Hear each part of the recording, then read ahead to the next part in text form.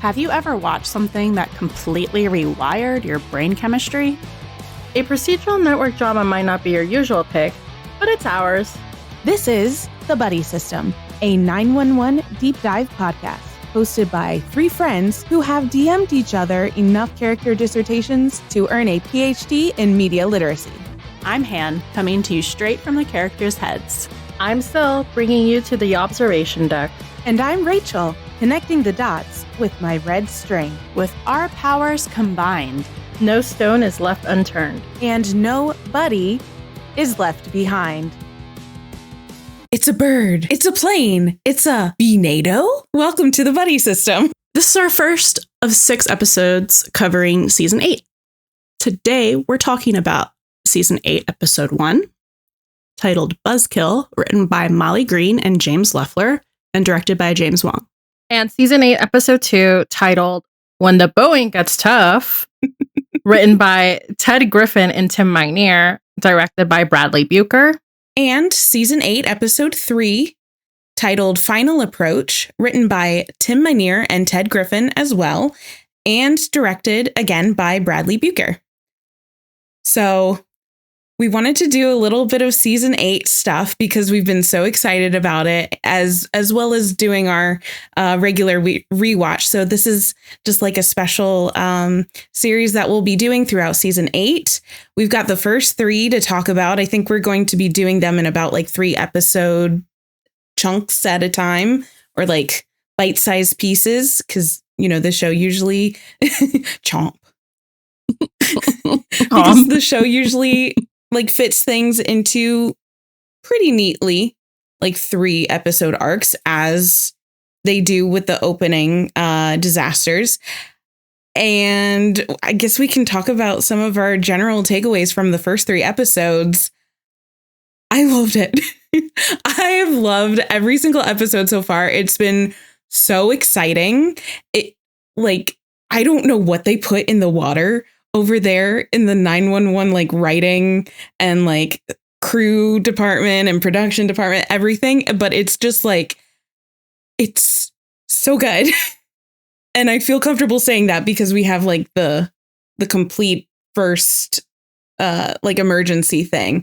So that was, I think that was handled like super, super well. And I'm very excited to see what they're coming up with next. Same here. I don't know what they put in the water. Definitely, I don't know. I was dosed with something because, like,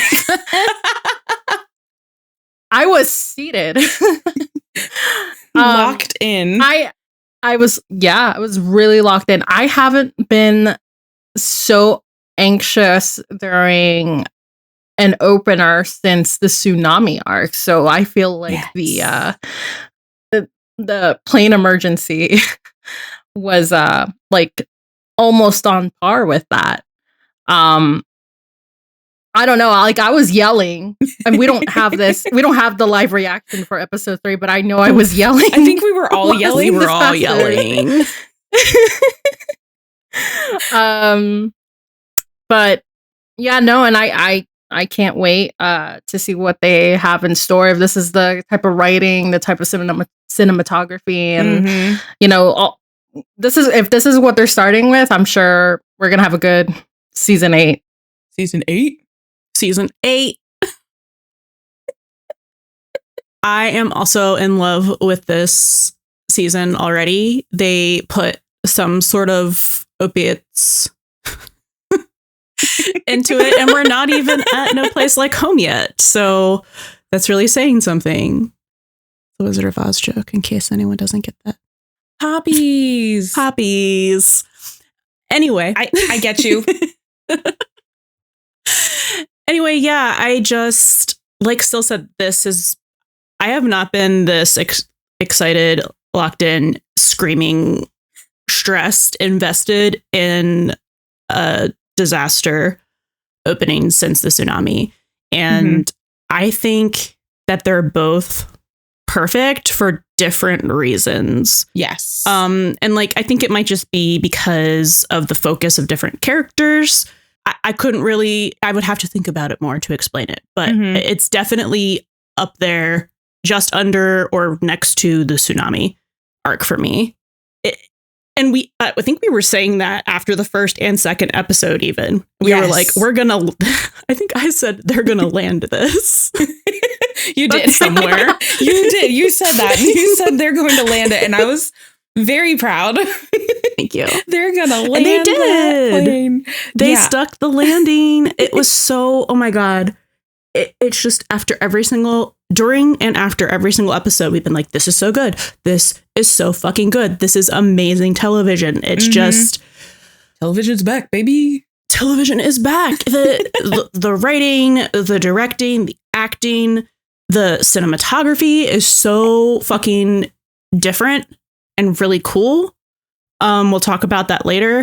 Just everything. Oh my God. The mustache, Buck's hair. Literally every single everything about it. Yep. I think I'm not sure there's anything that we haven't liked about any of the episodes so far, other than that, like, they ended. And we had to wait a week to watch the next one, which is I know we caught up live at the like latter half of season 7, so we haven't been doing our sample size the is weekly small. release. Exactly. We haven't been doing the weekly release for an entire season for this show, but just like, and we've been on social, so we've been seeing what everybody's saying, and it feels very like consensus that a lot of people, or at least like our corner of the internet, our corner of the fandom, is like really into it, really pleased with everything that we've been seeing so far, and like to have comparisons so quickly to the tsunami, which I think is just like generally fandom wide seen as like the top tier emergency, because it is. And to have this like be compared to it, or like on the level, or like second to none, basically, is kind of remarkable for a show that's like 8 seasons in.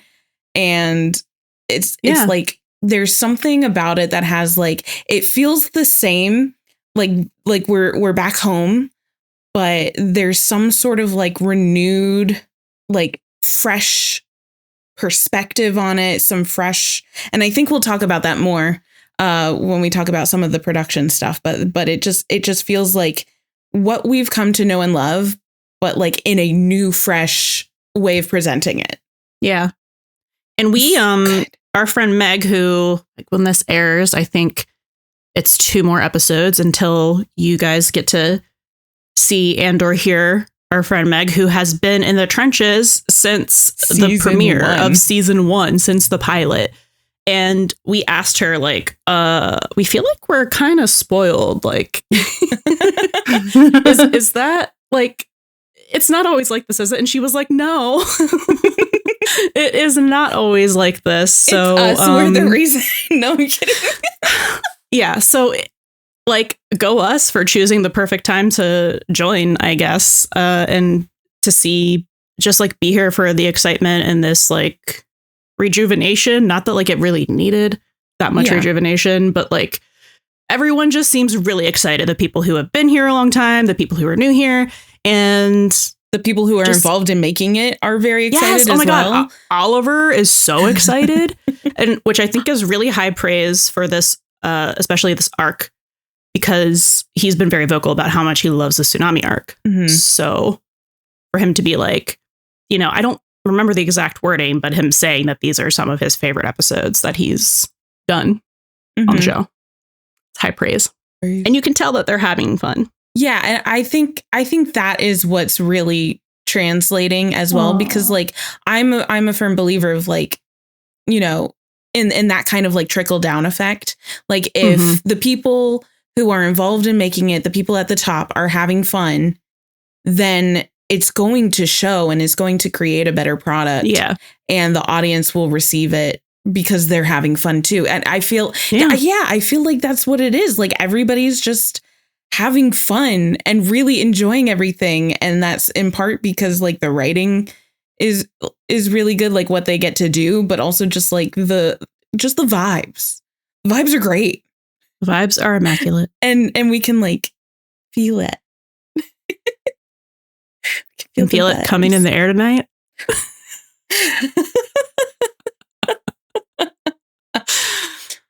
Yes. Well, which they never used in the episode. I didn't actually think they were going to be honest. Because they already did. They did. Would love to hear it again in a very dramatic moment in the show. I mean, that's just an epic song, so. It's been a while since they used it, I think, so they can get away with it again. The fact that I can't think of the moment that the song is for means that they're allowed to use it again. Oh, do you want me to tell you or not? Sure. Oh, it's, isn't it the moment where the kid is taking the joyride in his dad's car and the brakes aren't working? So, he has to like bump it into the truck. Yeah. Or the engine. Was it the season 3 opener? Well, not the opener, but like, didn't it open? Yeah. Not in season 3. Yeah. I think that was in episode 1. Yeah. Of 3.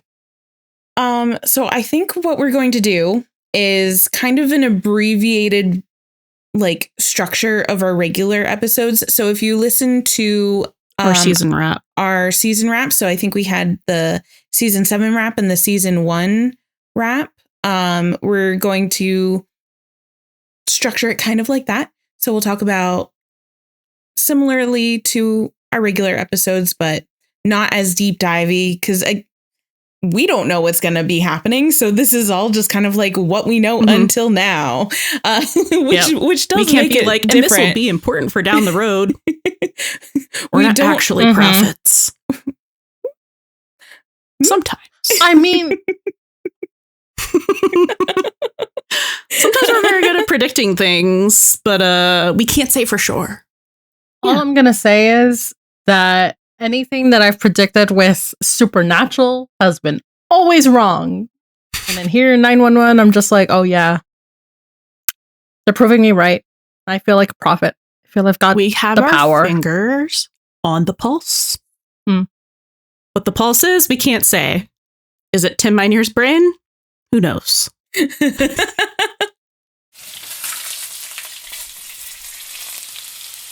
Who's cooking?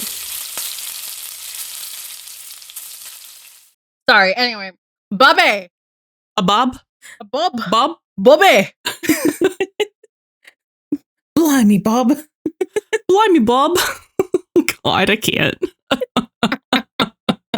I love that Brad just calls him Bob, just like they're buds. Yeah. Buddy. Yeah.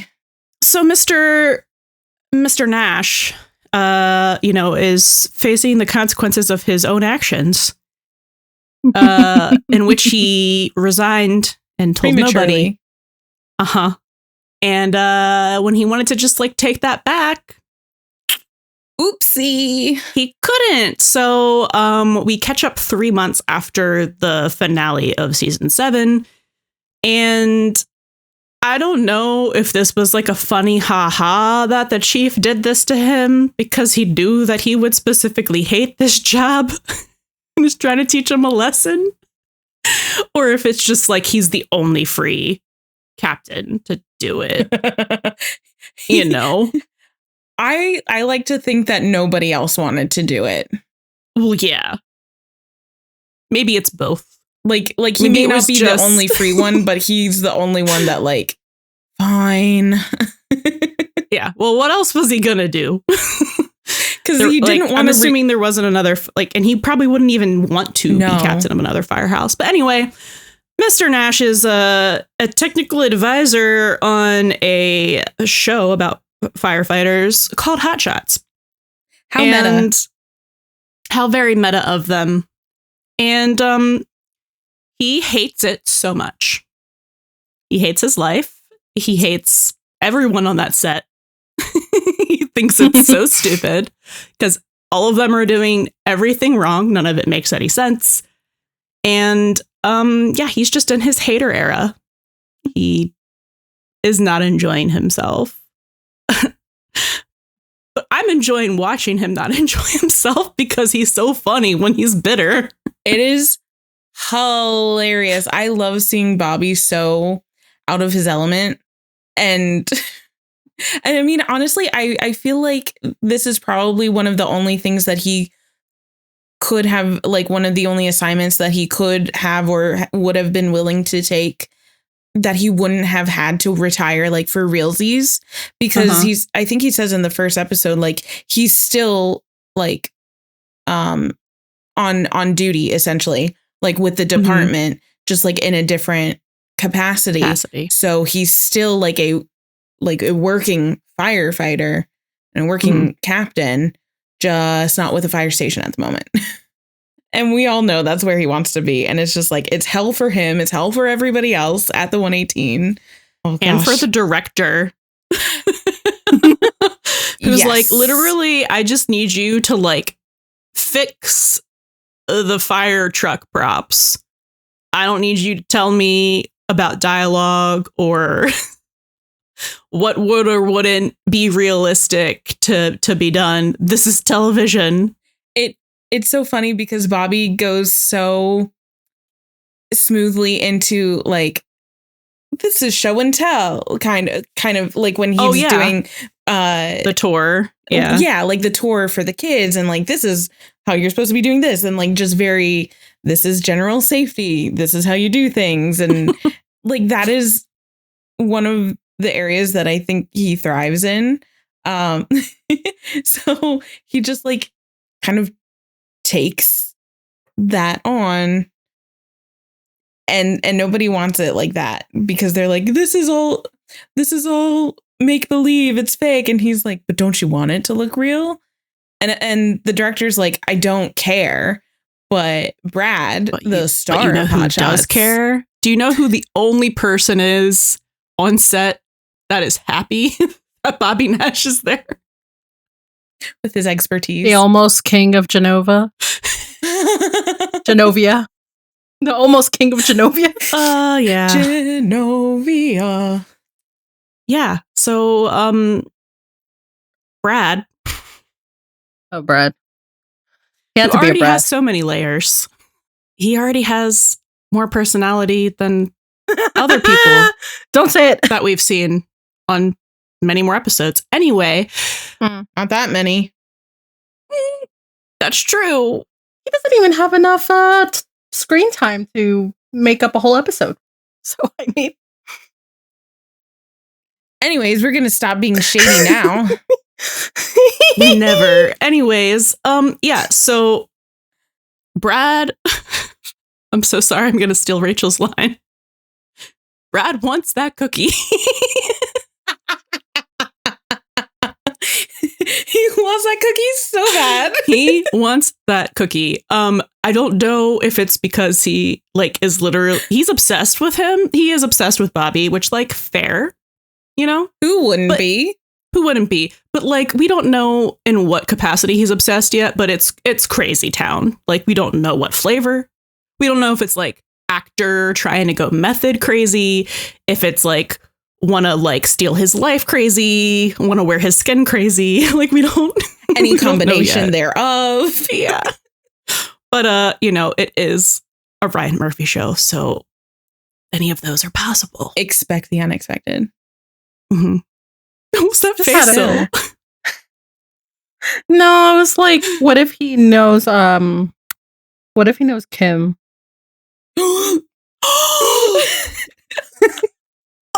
Oh no!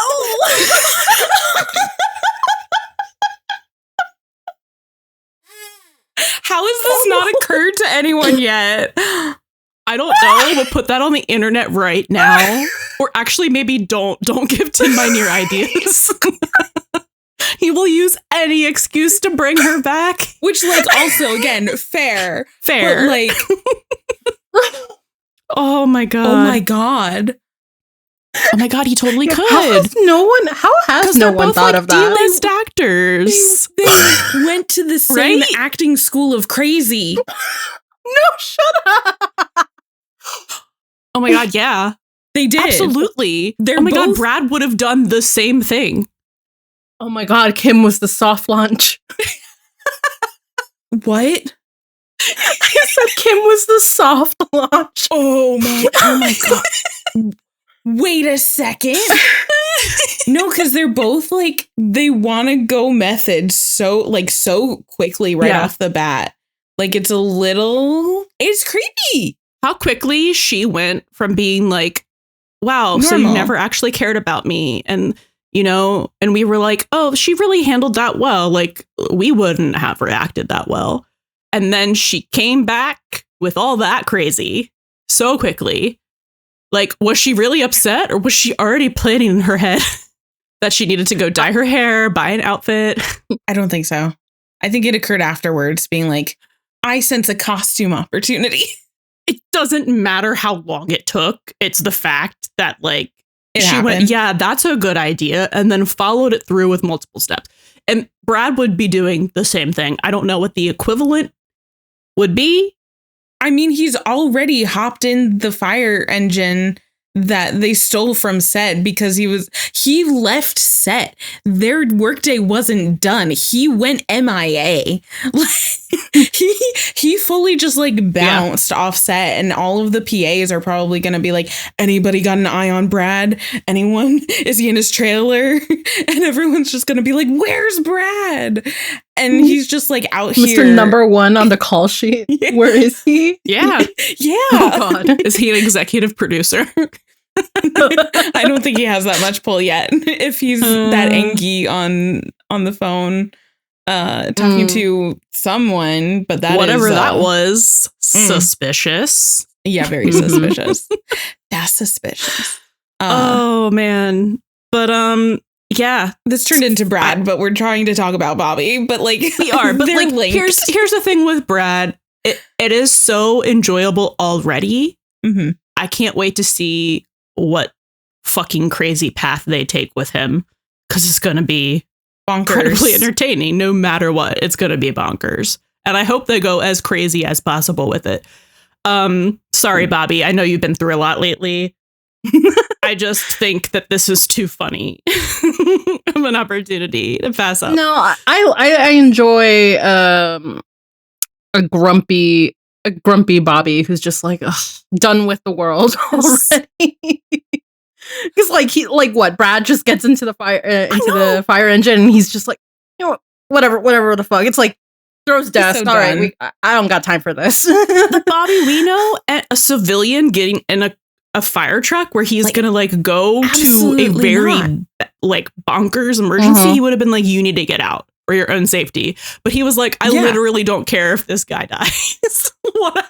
No, it's literally Bobby, Mr. Safety. Because he was instructing them on set of how to like do all of that stuff safely and correctly. If not like, entertaining. And he's just out here just like, you know what? Whatever, Brad. Come on. Like, he has no fucks to give.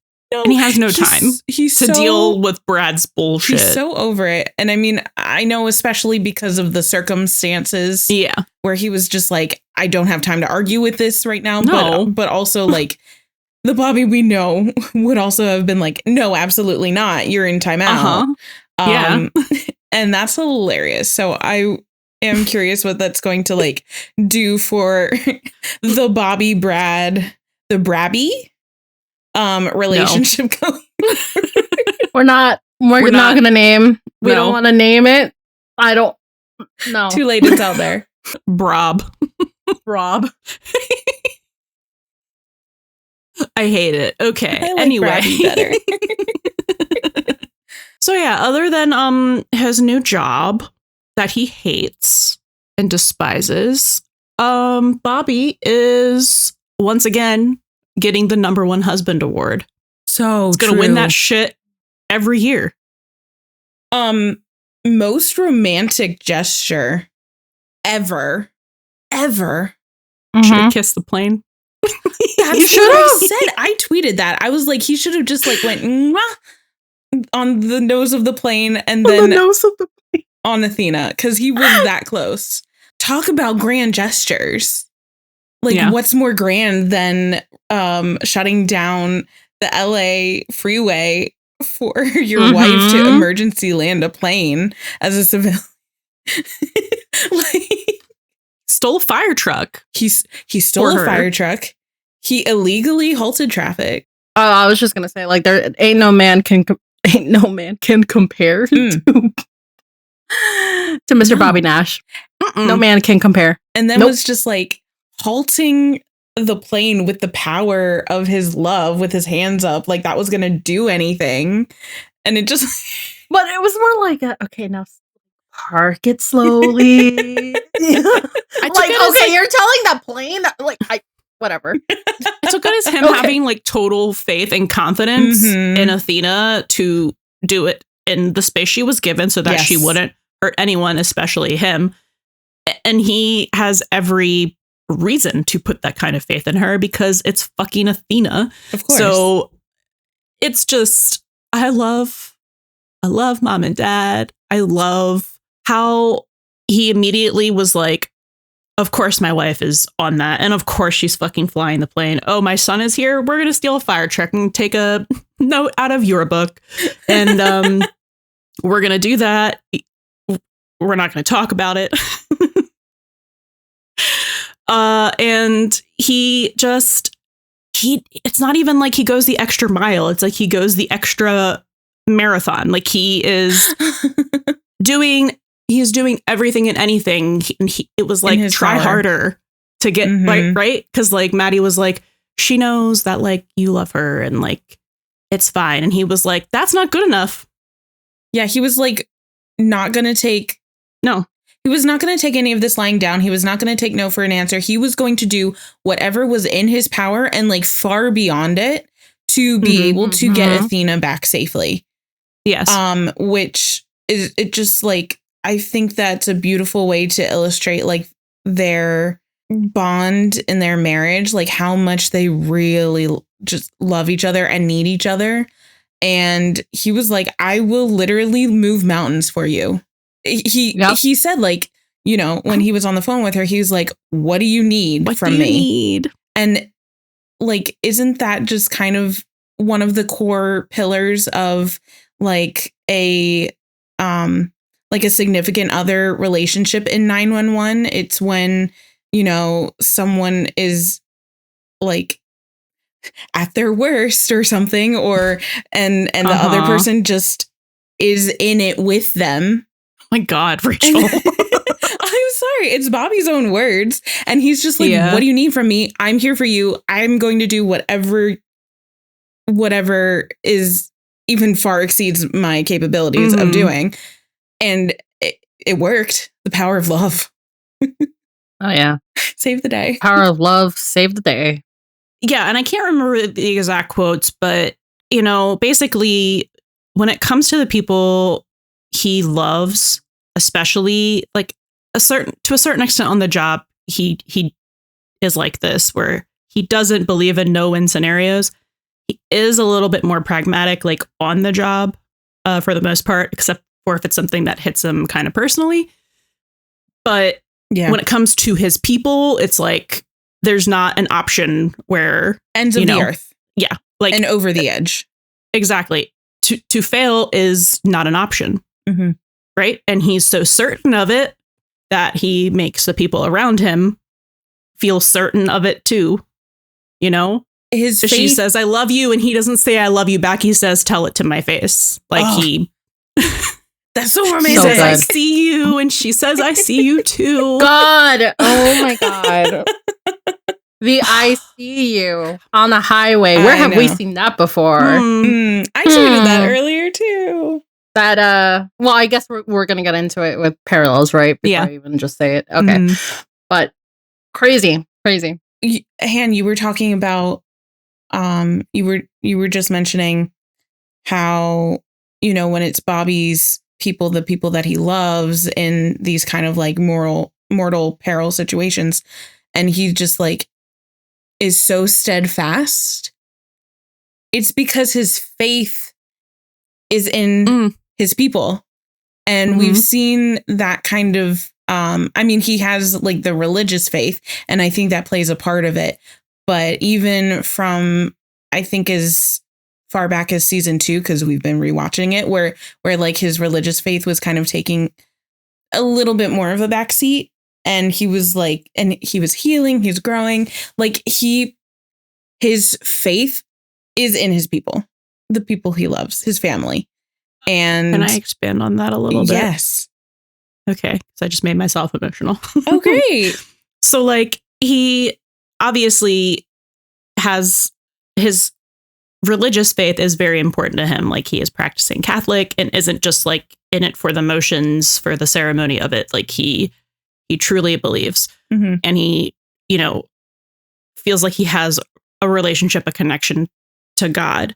But we see him start to, over this series, open up and let these people in, and these people saved him.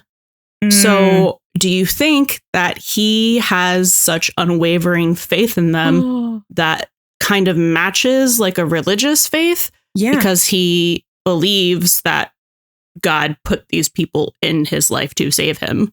I think that's the connection that I didn't see, but was kind of like alluding to in some way. Like I hadn't gotten there yet, but like that just like clicks into place really well. So it's not, I mean, it's like layered. Like, of course he has faith in these people. Part of, he loves them and he knows them. It's part of his religion because. Right. But it's part of his religion because of like God put them in his path.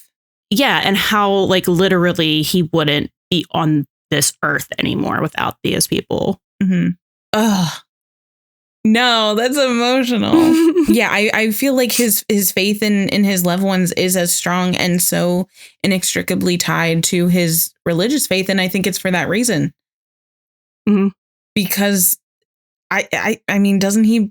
Have we ever really gotten into whether Bobby believes in like fate and destiny sort of thing so much? He always stays quiet during these conversations. I think, from my understanding with the Catholic faith, they don't really put like any of that weight into like anything that's outside of the actual religion. So I don't know if that's why he stays quiet about that kind of stuff. If anything, he's just like higher power. The higher power is God or whatever. So relates it to that. Like more like this is part of God's plan sort of thing, as opposed to like this other. Like he doesn't say it in episodes like that, but I feel like that's kind of the implication. Yeah, I see what you're saying. So like as opposed to thinking of like destiny as this like separate primordial entity. Wait, at the end when Brad was helping out with the emergency and all, were you hearing like all his little clips that he was making, helping the people off the slide? Yes. He's like, you're alive. And the lady with the dog was like, I love doggies. And it's just like he was getting so into the role until the little the volleyball captain was like, what do you think of this? And he was like, to be never fair, mind. I would have also probably absolutely. That was gnarly, gruesome, in a very effective way. Yep. This is why I'm not a doctor or a nurse, right? Or anything in the medical profession. Yeah, absolutely. Well, there's actually closest more I get is like probably Windex the biggest cures one, everything. Would be the biggest hurdle. Speaking of people who are doing jobs that that doesn't fit their job description. Oh, Miss Athena, stop using transportation. Any mode of transportation. Just don't leave the house, girl. She can drive her own patrol car. It burned down. She doesn't have a house. Rude, Sil. Well, just stay where you're staying. She just needs to stay in her patrol Shelter car in place. That is her only like safety net in her patrol car, because she's exhausting like water travel with cruises. Planes are a no-go for her anymore. Like, we've seen her on a bus. No, but I think we've seen too many buses having accidents. You know what? Like actually, the mudslide one. Mine, you're absolutely listening to this. I did not say bus. Yeah, and they're not going to do train again. I don't know. They did plane again. Oh, God. Oh, shit. And we weren't in the train for the accident. Athena just needs to figure out how to. She just needs to learn how to Teleport? operate, and everything will be so much better. Teleportation. If Yes. anyone could figure it out. It's her. As a safety hazard to herself, I think she's better just avoiding all modes of transportation and just like apparating, teleporting wherever she needs to be. And that's it. Yep. That's it. No more. Because like, if you were her, would you ever want to go on a ship or a plane or anything like that? No, ever and she again? even said, like, while she was trying to land it, she was like, what about a water landing? And they were like, yeah, but like wrong direction, right? And she was like, fine. I was already in the Pacific. I wasn't itching to go back. Yes, but before she saves the day and literally like so many people on the plane and potentially on the ground as well, kind of where we see her at the very beginning is she's been handpicked and requested by Dennis Jenkins, who was the person that killed her fiance Emmett way back when. I forget if it was the 80s or the 90s. I feel like it was the 80s. It doesn't I matter. feel like it was late 80s, whatever. Mhm. Unimportant. Could have just said back in the day. Back in the day. Back in the day. Back in the day. And we see all of these like emotions and this kind of like grief and trauma, of course, pop up for her, and this anger that she's never really been able to let go about the whole situation because, you know, this guy had gone without being caught for like 30 something years, and she was finally the one to track him down. And while he was like, he seemed remorseful, it was never going to like equal justice in her eyes.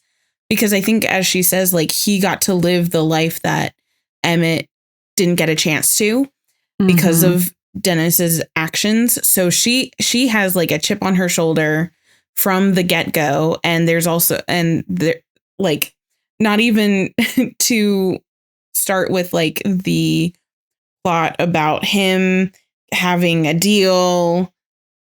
And so he's getting out of jail, and that's why, like, that whole thing, it's a little bit of, I think, narrative device to get Athena on the plane. Yeah. But I did think it was like really interesting, and I thought it was like, it's kind of a great callback to bring him back and have her deal with this while also dealing with the plane emergency. So it just puts from these first 3 episodes, it puts Athena in a very uncomfortable place. Like, nothing about any of this she feels like good with. This is not her usual beat. She doesn't know how to fly a plane. This is a crazy emergency. And yeah, so Athena's just trying to mind her own goddamn business, but apparently, you know, she is doomed to have her past come back to haunt her. Is it doomed by the narrative or something? I don't know, maybe, but she's not. I wouldn't really call it doomed because it's like when we saw this kind of very similar thing happen when she went home to help her parents, and that whole thing, the trauma from her, well, it wasn't really trauma. It was just like the reason that she became a police officer, right? Which is kind of like a final do it myself. Which is also kind of what happened with her tracking down Dennis in the first place. Exactly. Yeah. Like, she's solving her own. Right.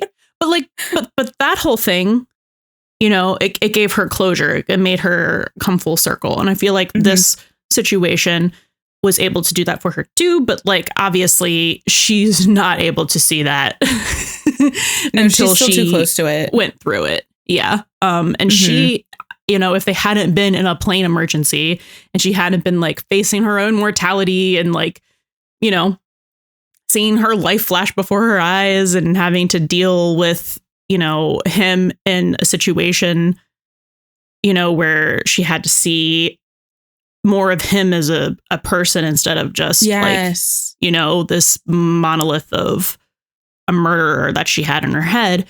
That then at the end, she's able to get to that point where, she can work through it and let go of her anger. But if that hadn't happened, I don't think so, because he was like, I won't do this unless I have your blessing.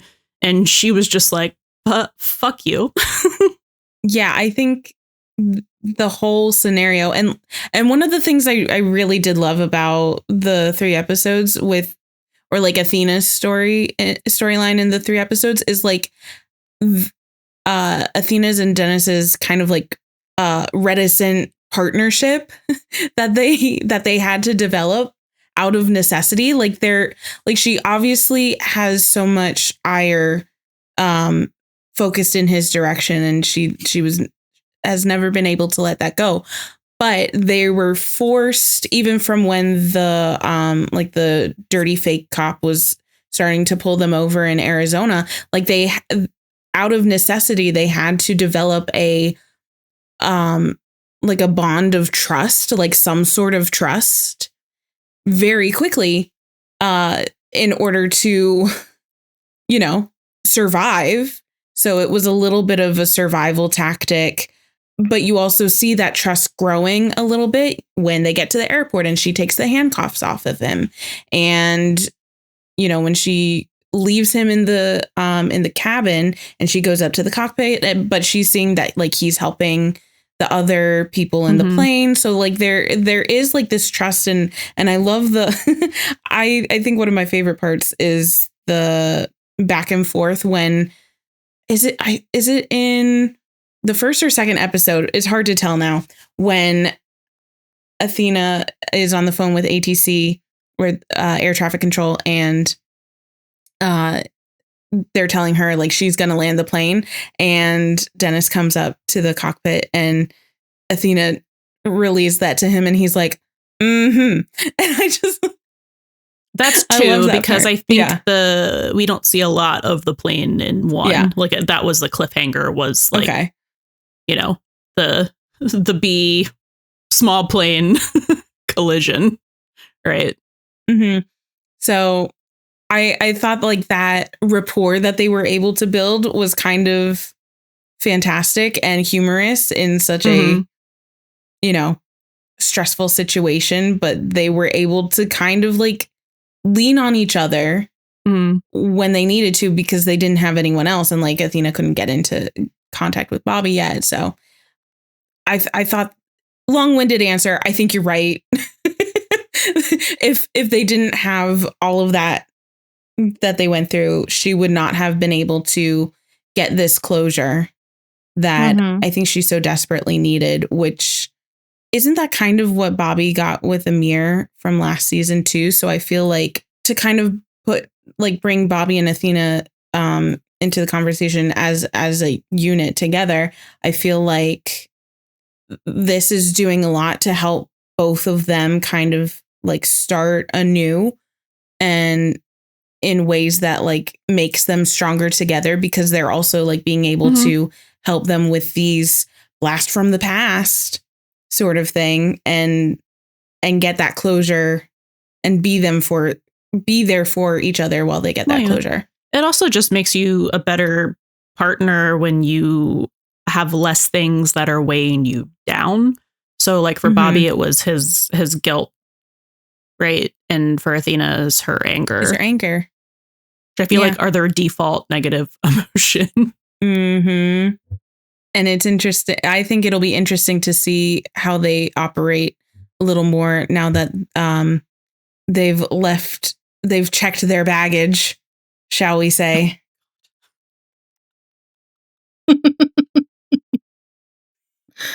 I had to fit one in there somewhere. That was pretty good. Thank you. Yeah. It was good.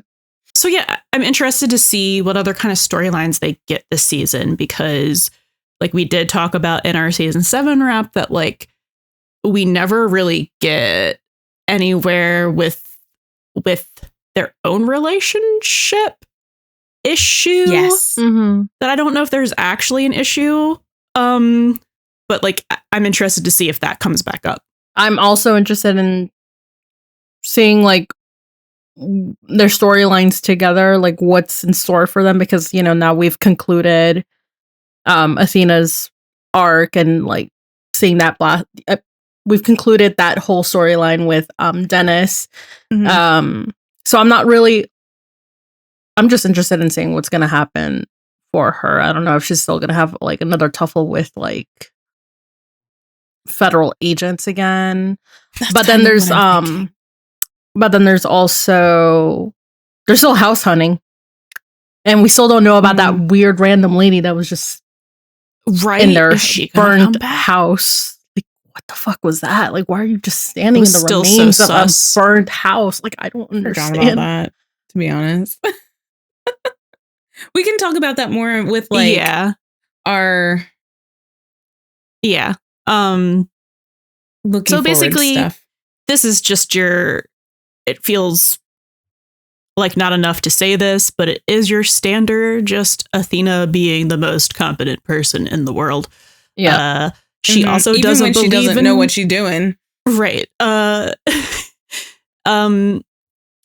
it isn't even like a things just work out for her luck kind of way. It's just that, you know, even when she doesn't know what she's doing, she figures it out, right? Like she is using the resources around her. She is finding resources that aren't around her by calling people. Like she is making it work. And in a similar way, but not exactly the same way as Bobby, she also doesn't believe in no-win scenarios. But for her, it's not like a belief. It's like it doesn't. No-win scenarios just don't happen around her. Because she's just too smart. She's too good for that to happen, right? Especially when it's like a on-the-job thing, right? Yeah, like as she opposed doesn't to like a personal life thing. Like she doesn't have to believe in it because she just knows. She's faith in herself. Yeah, that's it. And it's also like for just the 3 episodes, Athena has the most complete arc. In the, I mean, like if we're gonna talk, you know, with 911, characters tend to have like these little mini arcs that the episodes are focused on, you know, a couple of them at a time. This is absolutely Athena's complete arc, or first complete arc of the season. And it's nice to have that like come full circle. But then it is interesting where it leaves off because it's kind of open-ended then. Could go anywhere.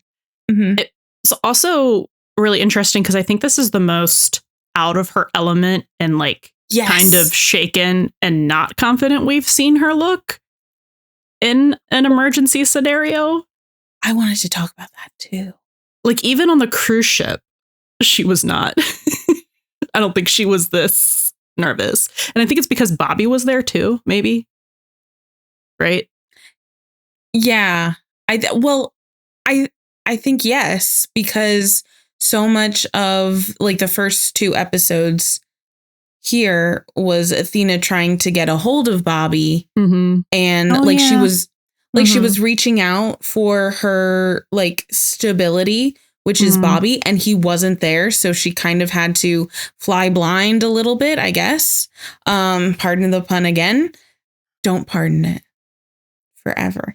But like, yeah, with it's like she was kind of missing her right hand. Whereas with the cruise ship arc, they were both there so they could lean on each other a little bit.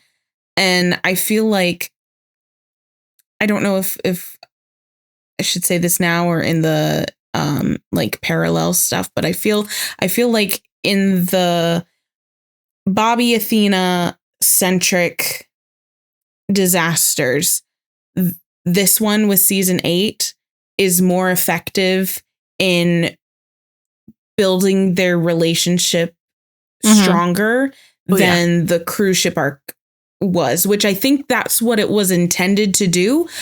But for so many reasons, I don't think it was as successful. So I'm kind of glad that they were able to try it again in a way that I think so far, and this may also be because of where Bobby and Athena are, just like in general, after where they left off with 7, because they lost their house. They like Bobby had come to terms with Amir and the guilt thing. And so I feel like, and now that Athena has put to bed her anger over Dennis and Emmett, I feel like they are more on like equal footing than they ever had been before. And I feel like that will make their foundation even stronger, which we're already seeing in the episode, in these 3 episodes. They need a foundation for a new house. So that too. Don't you love foundations? Love that Athena foundation. Yeah. So I do feel like this, like the plane emergency is more effective in general, but also because of where they left off with 7, that it just like it's going to make their relationship even stronger. And I'm excited for that. Agree. I did want to talk about, like, I guess how she didn't seem as confident on that plane. Oh yeah. As well. So yeah, I mean, Bobby's not there, but also you're in a plane. You're in a plane with like 2 holes in it. The captain's gone. The co-pilot's unconscious, and your main resource is a child. Yeah. She does use her resources well, though. Yeah. Oh my god. No. I mean, the show of like resilience to just get through the day and like try to land that plane, and it's just such an impossible situation that I don't even blame her for looking so unsure. It's a fucking plane. She does not have those buttons. That's crazy. There's so many. That's overwhelming. I would press one button and we'd all die. Right. The amount of times that she was pretty confident and just going for it. I think there were only like 1 or 2 times that I remember her being like, the what? You know, but she was just following their directions, and then it, you know, was doing it successfully, or was like, Jem, yeah, I need your help. But like, I would have just been like, I don't want to touch anything. Jem, you've got this, right? Do not press the red button. Yeah. Too many things could go wrong, but also like, what more could go wrong? Yeah. Oh my god, the line that she has. So like, you know, when Jem is like, every single time I'm trying to land in the simulation, I crash. And she's like, well, this is real life. This is not a simulation. Like, that doesn't help. Like, how this is so funny. And he's just staring at her. Girl, like, it sounded different in my head. Like, oh my god, it was so funny because we're so used to hearing Athena, you know, with authority and like the motherly. She is mom to dad for a reason. Like, they just have that parental, like the good, nurturing, like cheer you on, give you the confidence. Parental energy. They've got their shit together, so you look to them for advice.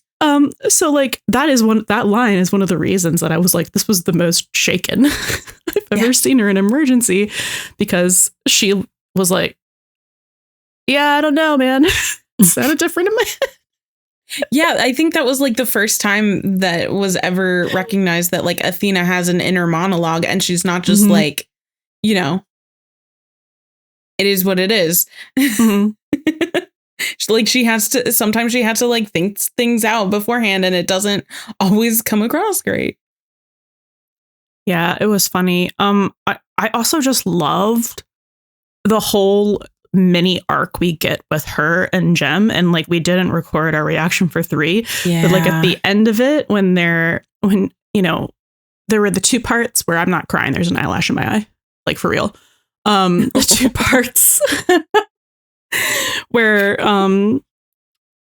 where she was trying to encourage him, like, you know, I know your mother's watching over you, and was trying to encourage him before they landed the plane. And then after they did, and she's like, your mother would be so proud of you. Now go and hug your dad.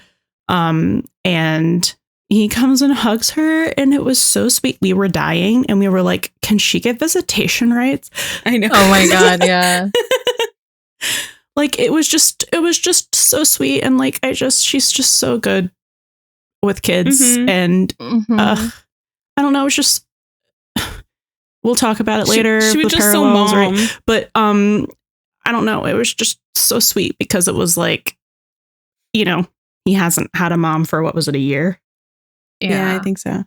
So, and then he has this very badass motherly woman, you know, giving him the confidence to do these, do this very scary thing, and then tells him, you know, you did an amazing job and your mom would be proud of you. Like, and he smiles. It's like the first time you see him smile the entire episode. Yeah. Or the entire episodes, I think. Which also, for like a 9 or 10-year-old, we're assuming he's like 9 or 10. This has got to be like one of the scariest situations. Oh, yeah. This has to, well, I mean, his mother passed away. So like maybe nothing really, like everything kind of pales. Nothing really is going to compare to that. But like this is scary in a different way. A little bit to a kid, you kind of feel invincible. So maybe not as scary. And because he did the flight simulation so many times, it was like, it's just like the simulation, right? So I feel like there's like a suspension of disbelief almost that's like reality to him to a certain point, I think. And I think when he realizes like that it's real tactic. And like, oh my God, I could crash. That's when he's like, then that's the first time we see like the actual like he freezes terror that you would expect. Yeah. Yeah. Well, I think we kind of talked about this in one of our early season 2 episodes with the earthquake. I think it was 202 when we were talking about like the resiliency of kids and like depending on how young they are, like how much they're able to really like grasp this situation. So I feel like this kind of that was 202. Maybe this is more of a parallel, but I feel like that kind of ties in. And also they need to give baby pilot Jem a full ride to any pilot school that he ever wants to go to. Give him a medal. Like, just, he probably won't ever want to play any plane games again, but no, that's his special interest. Absolutely. Two comments. One is someone tweeted, we better see him back in season 20 something of 911, you know, as a pilot. And I was like, absolutely. And then the second one is, when this has been said a million times on the internet, but like, we also said it before we were on the internet watching the first episode. The power of autism saved all those people. The power of neurodivergency, right? You know, we meet this kid and then he's like, oh, I know the flight simulator. And we were like, oh, I know everything about this kind of plane. The day. Yeah, he knew everything about it. Just the power of neurodivergency and your special interests. I think I saw a tweet. Someone said like the back to school icebreaker is gonna go crazy for it. like his back to school icebreaker is gonna be crazy. What'd you do this summer, Jem? You saw the plane on the news? Yeah, I did that. Probably like how Christopher's was after the tsunami. Probably what Christopher's is now too. Oh my God. I wonder what Just that group chat with his friends looks like. Sorry, can't hang out. Had to flee the state. Love Jem. Go Jem. Bring Jem back. I'm so serious. I love him. I don't think they even were from LA, right? Because they were flying from Arizona with a layover in LA to Hawaii or whatever. That's a mystery. It doesn't. That's not up to us, like where he's from or how he gets to LA again. But you should just bring him back. I love that kid. He was great. When I was watching the episode today, I cried. I didn't cry with you guys, but I cried when I cried by myself in my room. I was like, oh, I'm so sad. Yeah. Anyway. Wait, which part? When he hugged her. When he hugs, yeah. I teared up when we watched it, and I teared up again today. I was like, do not cry. Conceal, don't feel. Don't let them know. We weren't even on video, so we wouldn't have known. No, but you can hear the hitch. But you can hear the hitch. You can hear it in the voice. You can hear it in the voice. Mm. That's how they know. Like the warbly voice of like, you know. I'm not crying. But just, oh my God. Incredible fucking arc for Athena. 11 out of 10. No notes. So glad that she had Jem there for her support. Yep. Was way more useful than Bobby would have been. Because Bobby, I'm assuming, also doesn't know how to fly planes. No, but he gave her a runway. He did. It's true. He gave her a runway. Helpful in different ways. But yeah, feel like they would have crashed if they didn't have Jem. So Absolutely. yeah. Somebody needs to put the power of love and autism on a shirt. Just gonna say that. We can do that. The power of love and autism. The Buddie System. Trademark it. It is the power of love and autism and ADHD. It's, you know, It's the power amongst of other love. things. I just keep thinking of like what is that? Is it Huey Lewis and the Yeah. news? Yeah. That's the power of love. Yeah, that's what I just keep thinking of. I was trying to think of what movie that's famously from in the 80s. Back to the Future. Thank you. Jesus. Okay. When I think of Huey Lewis and the news, I think of Back to the Future. I haven't rewatched those in a really long time. They're so and I'm betting good. that Syl's never seen them, so we should add them to our list. The list that we don't look at. Yeah. Yeah, the invisible list. It's growing. We got to put Wizard of Oz on there too. We got to watch that before next week's episode. That's an easy watch. So we talked about mom. We talked about dad. Now we're going to talk about son. We're going to talk about their oldest son. Oh, season 8 Buck. The man that you are. Angry Buck is back. We're winning so hard. Buck's going through it. To the amusement of everyone else Everybody around him. Yes.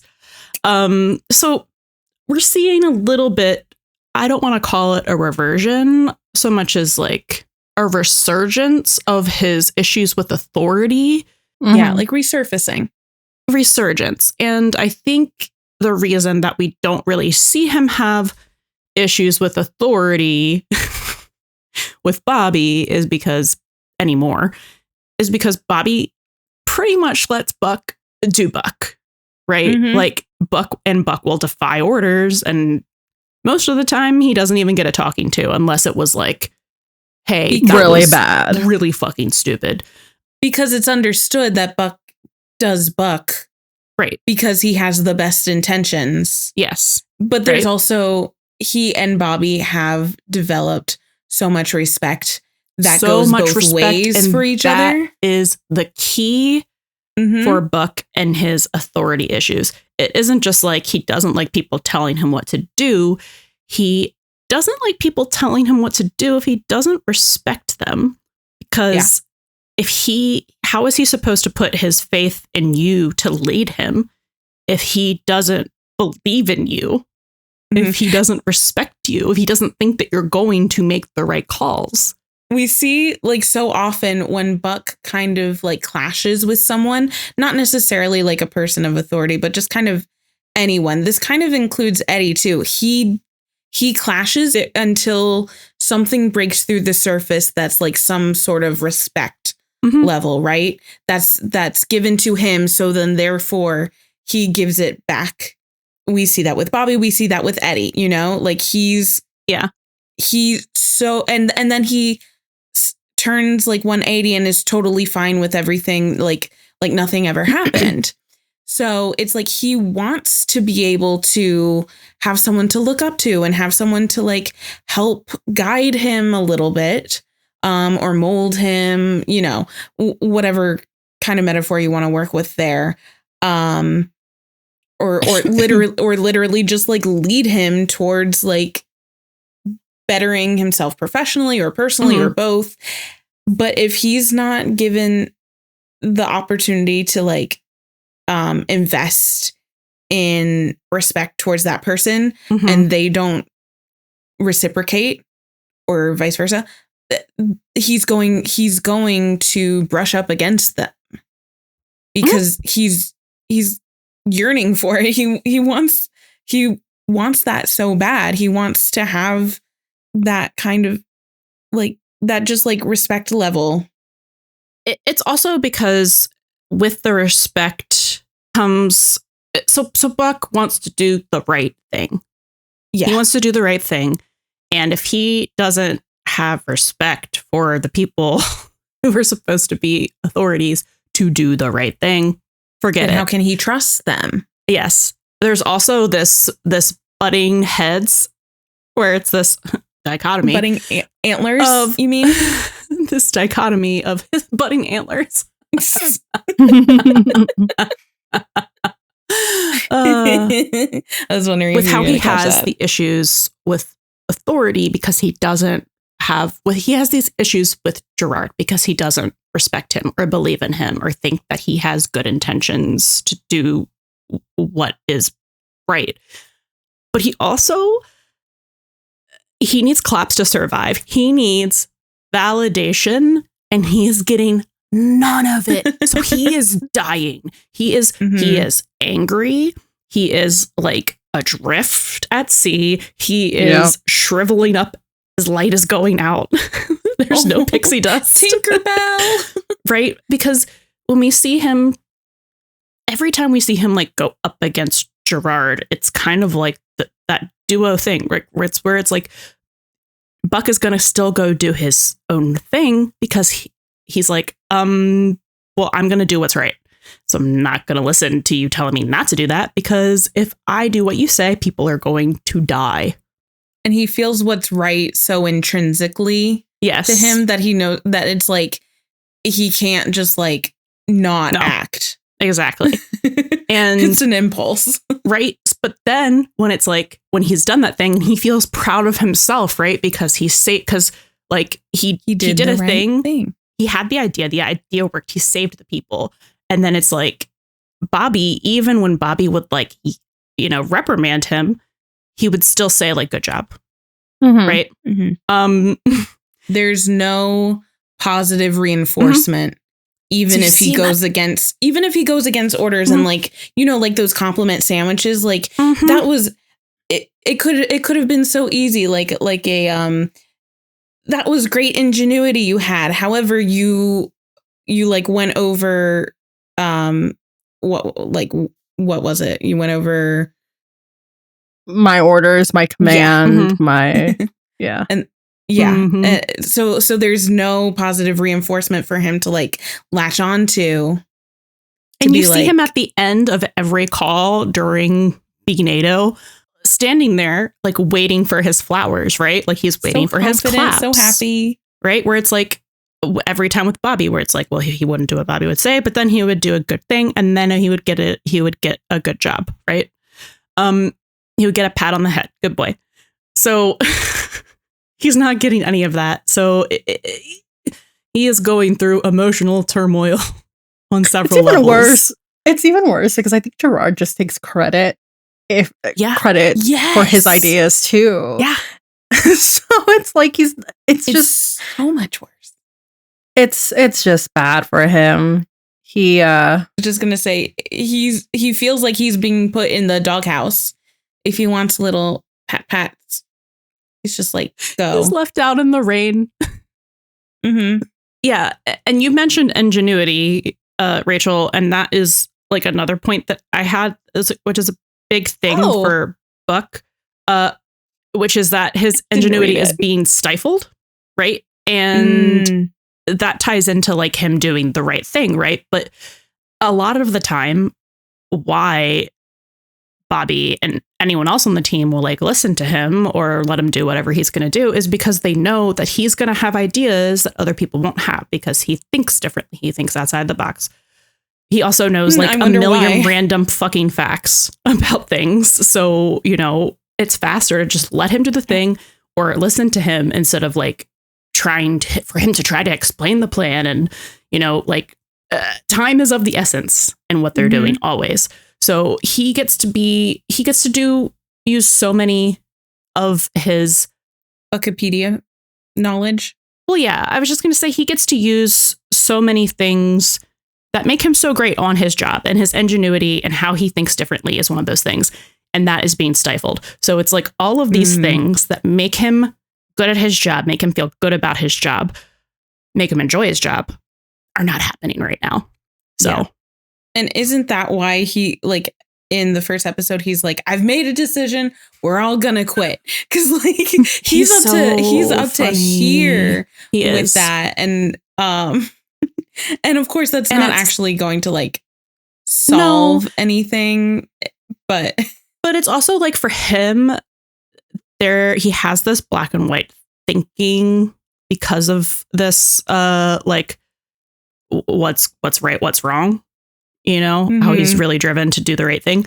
He has that black and white thinking. So to him, it's like Gerard is a piece of shit. He's treating them terribly.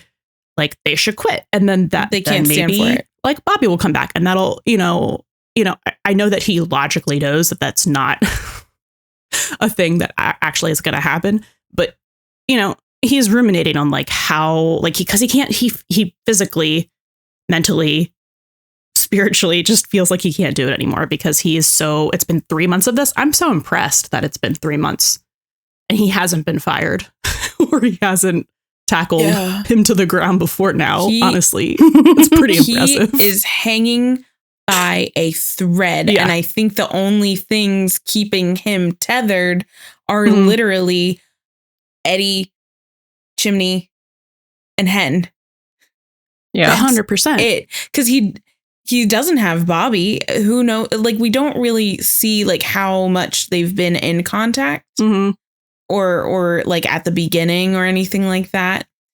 And I have a feeling it's probably not a lot because Buck has felt so betrayed about Bobby, putting in for retirement and not telling anyone, especially Buck. So I feel like he's probably like icing him out a little bit or just like stewing in the hurt about that, which doesn't make anything better with his situation of having to deal with Gerard. So it's like his only things keeping him afloat right now are the rest of the core four at the 118 and probably Maddie, but we haven't really seen them interact besides on the phone.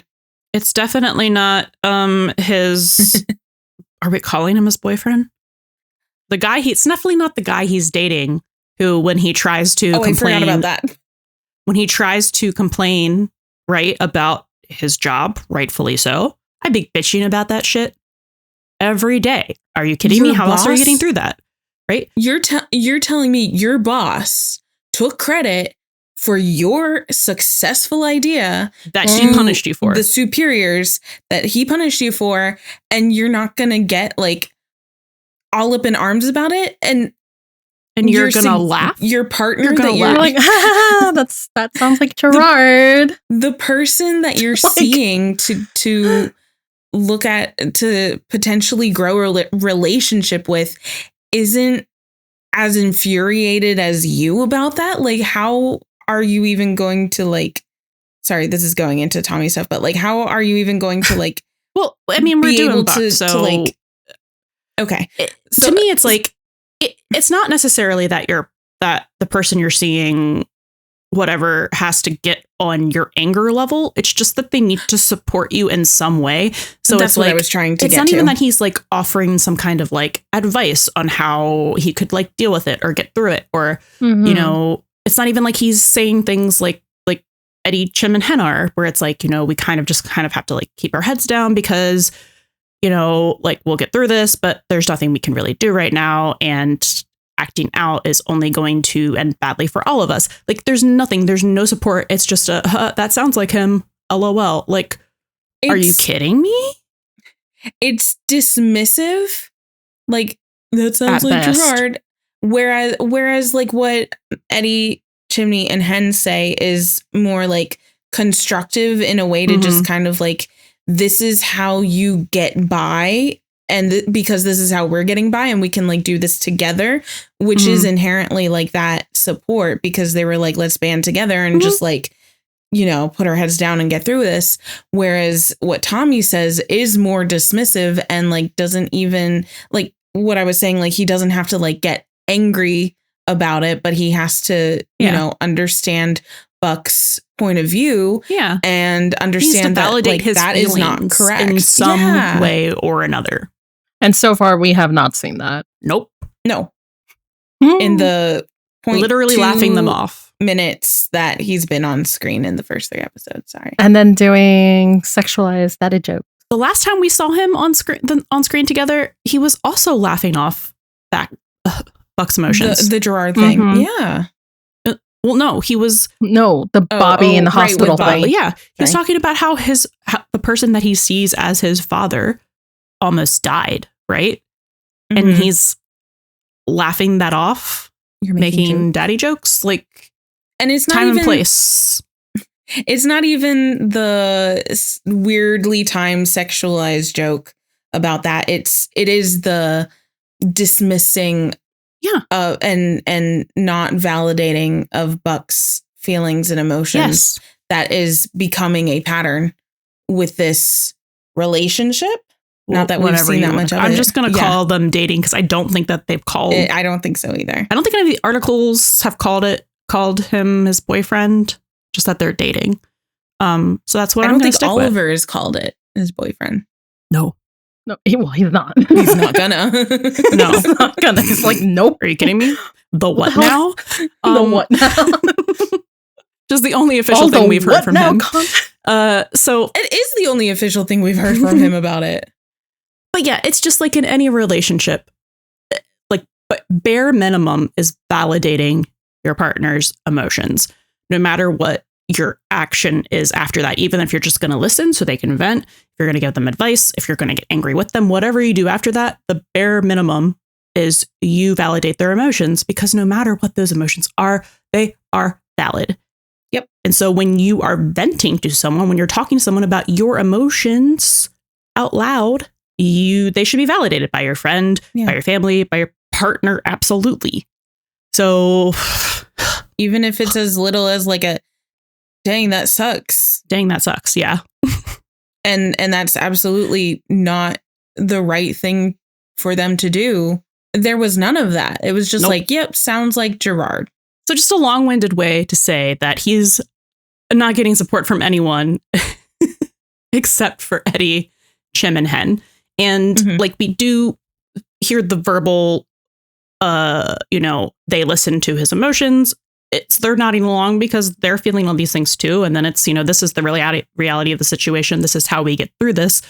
But then you also see them supporting him on the jobs when Eddie just goes along with his ideas, because Eddie knows that Buck knows everything about bees.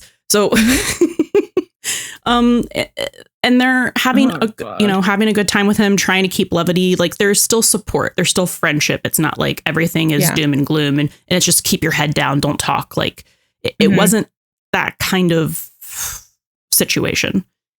Right. It was a let's stick this out together. Yes. And be like a united front in that way. Yeah. And I think that's like what they were trying to do with that. Well, and that's what we see them do the whole episode. And Buck is doing pretty well. I mean, like, as well as I could expect Buck to be doing in that situation. But then my dude has some sort of fucking like overstimulation station. Oh my god. Sensation situation. Wow, I could keep going. Wait, that was so great. He is emotionally burnt the fuck out, right? Yeah. So he's already emotionally overstimulated. He's just mentally in not a great place. Mentally overstimulated. So we already saw at the beginning of that first episode, he was hanging on, like you said, by a thread. So it's the overstimulation of emotionally, and then he has overstimulation of the noise that's happening, which they bring up before that whole thing starts. Right, so where it's like his done. ears, like multiple, the ears are like multiple times perking, like, oh my god, does that noise ever fucking stop? Yeah, only to bring out this other thing. Oh my God, it's so fucking good the way they do it. That whole The scene was so good. It was so good. And it really was, and everyone was comparing it to like a Spidey sense thing where it's like zooming in, because Spider-Man gets overstimulated and so does Daredevil. Like it's very like a superhero with those extra senses to have that kind of moment where they're like, they have too much input. Yeah. Too much input. So dialed in and no everything. way to healthily have an output. So just like not bubbling only that, and bubbling, and it's gonna and boil over at some point. Then you hear Gerard's, like berating him down, and it's all this shit that like we know that Buck already has that kind of negative self-talk. And now it's in Gerard's voice. Yes, and now it's in Gerard's voice. Sweet baby. He decides, I'm gonna commit some murder. No, just some light elder abuse. Like I understand why they did it, because like they had to do the whole like, oh my God, was I trying to hurt him or save him? I thought it was interesting if you take that out of it, like why he tackled him instead of punching him. And I think it really was just like, I feel like more thought has to go into a punch, right? Like to like have a correct form and like where you're going to punch him and how much force to put behind your arm. Like, I feel like that's more thought. And it really was, he was just so fucking overstimulated, so done that he literally just like exploded. I just wanted him to shut up. That came in the form of a tackle. Yeah. Because that's kind of like the closest form, like physically, aggressively, I think you can come to an explosion, right? Like you just, your whole body tackles someone. Yeah, because I think like with a punch, like if even if that's like a more instinctual thing, like all of that energy has to be like siphoned into just like one point of contact. Whereas I think with something more like a shove or a push or a tackle or anything like that, you get more like full body force against that. So I feel like, it doesn't take as much like cognition. And he didn't have any spare thought to put behind that kind of so I think, thing anyway. I think it was just like the energy boiling over, and that was the outlet that it took, which is an unusual thing for Buck. Yeah. But it's not something that we haven't totally seen before. Like, I know you can draw a lot of comparisons between, this and like, and they're not one-to-one comparisons, but you can draw a comparison, I guess, to the way Buck was so like overfilled with something going on in his head when they were at the pickup basketball game in last season, and then he like obviously didn't mean to, but he shoved Eddie, and it's that like emotion coming out in this like full body thing, which I think we've like discussed. I don't know whether like on the season 7 wrap or just like amongst ourselves, like Buck isn't usually a like things come out in violence type of guy, except when his emotions are like sitting so high up at the surface. Actually, I think we do see him like kind of get into like a little more aggression with season 4 when he's dealing with his parents with Buck Begins sort of thing, and he's punching like the punching bag and everything like that. But yeah, I think that's just like, it doesn't happen often, but when everything just gets too much, he needs an outlet. And that is how it kind of created itself. 100%. I feel like I did probably at some point think about comparing it to last season, but forgot about it. So thank you for bringing that up, because obviously different circumstances, but yeah, again, it's like that emotional overload. Yeah, 100%. Buck is going through this thing that he did go through, like back when he accidentally hurt Eddie, where it was like, did I mean to do this or do that? But like, in a much more drastic situation, because if he hadn't tackled Gerard, Gerard would be split in half. Unalive. He would be unalived. Yeah, 100%. And oh my God, it's just so fun. It's so funny. Yeah. It's so funny because like he going through it even more now, right? Because that didn't fix his problems, didn't get rid of all the emotions that he was feeling. And now he has this, oh my God, did I almost kill a man? This like conflict. Did I mean to save him? I don't know. Now he has to deal with this like conflict of guilt. Mm-hmm. Well, he did say he wanted to hurt him. Oh, yeah. At some point 100%. during the episode. Yeah. It's just so funny just to see like all that anxiety on his face. Because like it's like first, like, you know, he's got all that emotional overload. And now it's like, here's more emotion for you to feel. And now you're just going to spiral until you see him next time.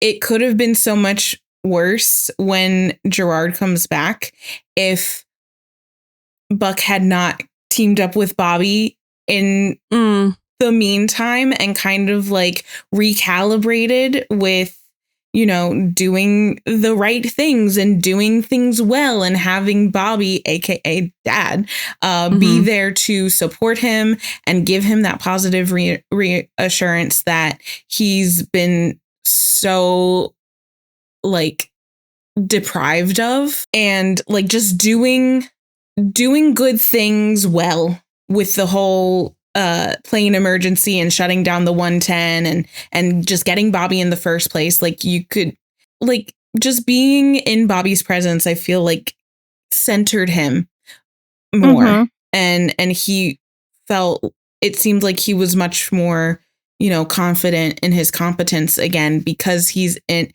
with this, not, I wouldn't say like not in this environment, but like he's surrounded by someone that he knows that he can trust and trusts him and everything we said earlier.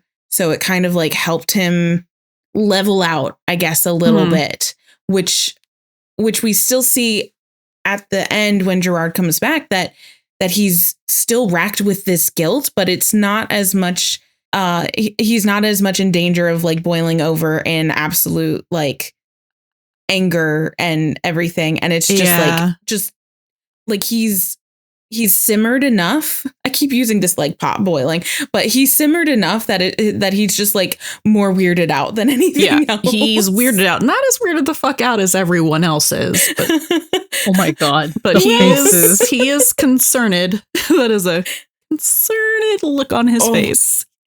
He's like having an out of body experience right there. It's just like, I don't know why his little is so funny to me. It's hilarious. You feel these arms, son? Which is kind of the same thing that like Dennis said to Athena. And it's just, and like, he's like, like it's the delivery of this line for both instances that's just like absolutely incredulous. Just like, what is happening? Yeah. Oh, he like, because he was like fully expecting Gerard to just like tear him another one. Yeah. But no, he gets this. He gets this hug and a mentorship. Like, he didn't sign up for that. No, he didn't. He doesn't want a mentorship from him. Did you guys see that tweet that was like, Buck accidentally becoming the Nepo baby of the station twice is so funny. God, he really is, actually. He's like, I already have a dad. I don't want just another one. I don't, not even that I don't want another one. I don't want this one. I don't want this one. This is not the dad I want or need. Yeah. And just like, props to everybody in that scene, including the actor who plays Gerard. I forget. Hang on. Brian Thompson. Name. Yeah. Thank you. TJ loves him. Like he's just first of all, he's fantastic. Yeah, he's a great actor. He makes Gerard so hateable, and that means he's a fantastic actor. So good job there. But like in this scene, everyone's faces is comedic gold. Yep. It's so good. Everyone is so freaked the heck out. Like, just what is happening? Like they've entered Oz, kind of. Yeah. Like this other world. Well, soon. I think that's the start of it. Maybe. Could be. Are we prophets? We'll know by the time this is out. Just to bring it back a little bit back to Bobby and just, well, I guess how everyone else was acting in this emergency. It's several emergencies where everyone's on the phone with passengers, you know, on the plane, trying to help them. And I know everyone was joking, like, Buck doesn't know how to, and I'm like, he knows how to like tell people how to do simple, like he does it. Like he's certified to do a certain amount of things and not just like CPR and shit. You know what I mean? Like he knows enough medical things that he could help. And if he got over his head, he could pass it on anyway. But Buck is like, actually, fuck that, because the best way I know to help is to help Athena. And I know to help Athena, I have to get Dad, because Dad fixes everything. Dad knows everything. And it's not just like he's my captain and he is smart and I have all this faith in him that he'll know what to do. It's like literally like that child like belief you have in your parents when things are going wrong, that, you know, they'll fix it. So like if Bobby has faith in his people around him, Buck has faith in Bobby, period. And it's like, if you think about it this way, because even though like at some point Maddie was able to get in touch with Bobby, I think that was like mostly through Buck. But like if Buck didn't go jump all of these hurdles to get Bobby and bring him, you know, down the highway, this whole emergency could have ended in a completely different way, because Athena and Bobby, like in tandem, were the ones to save the day. Yeah. So like if Buck didn't like bring Bobby into the fold because everybody else was busy doing the triage, which was also important. But like, if you think about it, like this was one of the most important things that he could have done. And that just goes with what he was doing in like the first episode as well, where he was helping to solve the problems in a way that like other people weren't really thinking about it. And so like he's a little out of the box, and it seemed like when he I think when the bells were sounding and it was calling all of the engines and all of the stations to go to LAX or whatever, and Buck just kind of split. It was like, I gotta go get Bobby. Like that was actually the thing that like saved the day. Or yeah, we don't know how much longer it would have taken Bobby to figure out what was happening, right? And if he didn't have Buck's help, you know, Brad wasn't going to be the one to shut down that other mile and a half of highway. Absolutely not. I know Bobby would have tried his best to do it, but like we just don't know that it would have worked out without Buck getting there as soon as he could, letting Bobby know what was happening, them stealing a truck together, them figuring out a solution together. So he was just as intrinsically, you know, responsible for helping save the day as Bobby and Athena, arguably. I mean, I think Athena probably did most of the legwork here. Yeah, let's absolutely. be real. But yeah, but you know what I mean. She needed a safe place to land. And it wouldn't have happened Bobby's without arms. Wouldn't have happened without Bobby and Buck. So I just wanted to bring that up. I do want to touch a little bit on the birthday party for Buck a little bit, just because I think I think it's just important to note. We talked about all his emotional turmoil. He's also experiencing this loss of basically his child right now. Mhm. You know, we don't really know. It's not established if he is able to talk to Christopher at all outside Like individually. of what. Yeah, like if Christopher is talking to him outside of it. From what we're shown, I'm Doubtful. Especially because of how he left, right? Which we Exactly. talked about in our season 7 wrap. Mhm.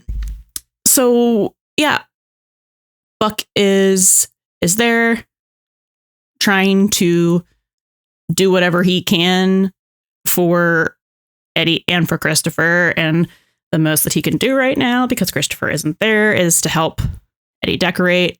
Yeah. I know, like, word on the street, on the internet, everyone is hypothesizing that like decorating and having the stuff was that it was Buck's idea. We don't know. Anyway, he was excited to Mhm. very poorly put up decorations. Don't let Buck hang signs. Just don't.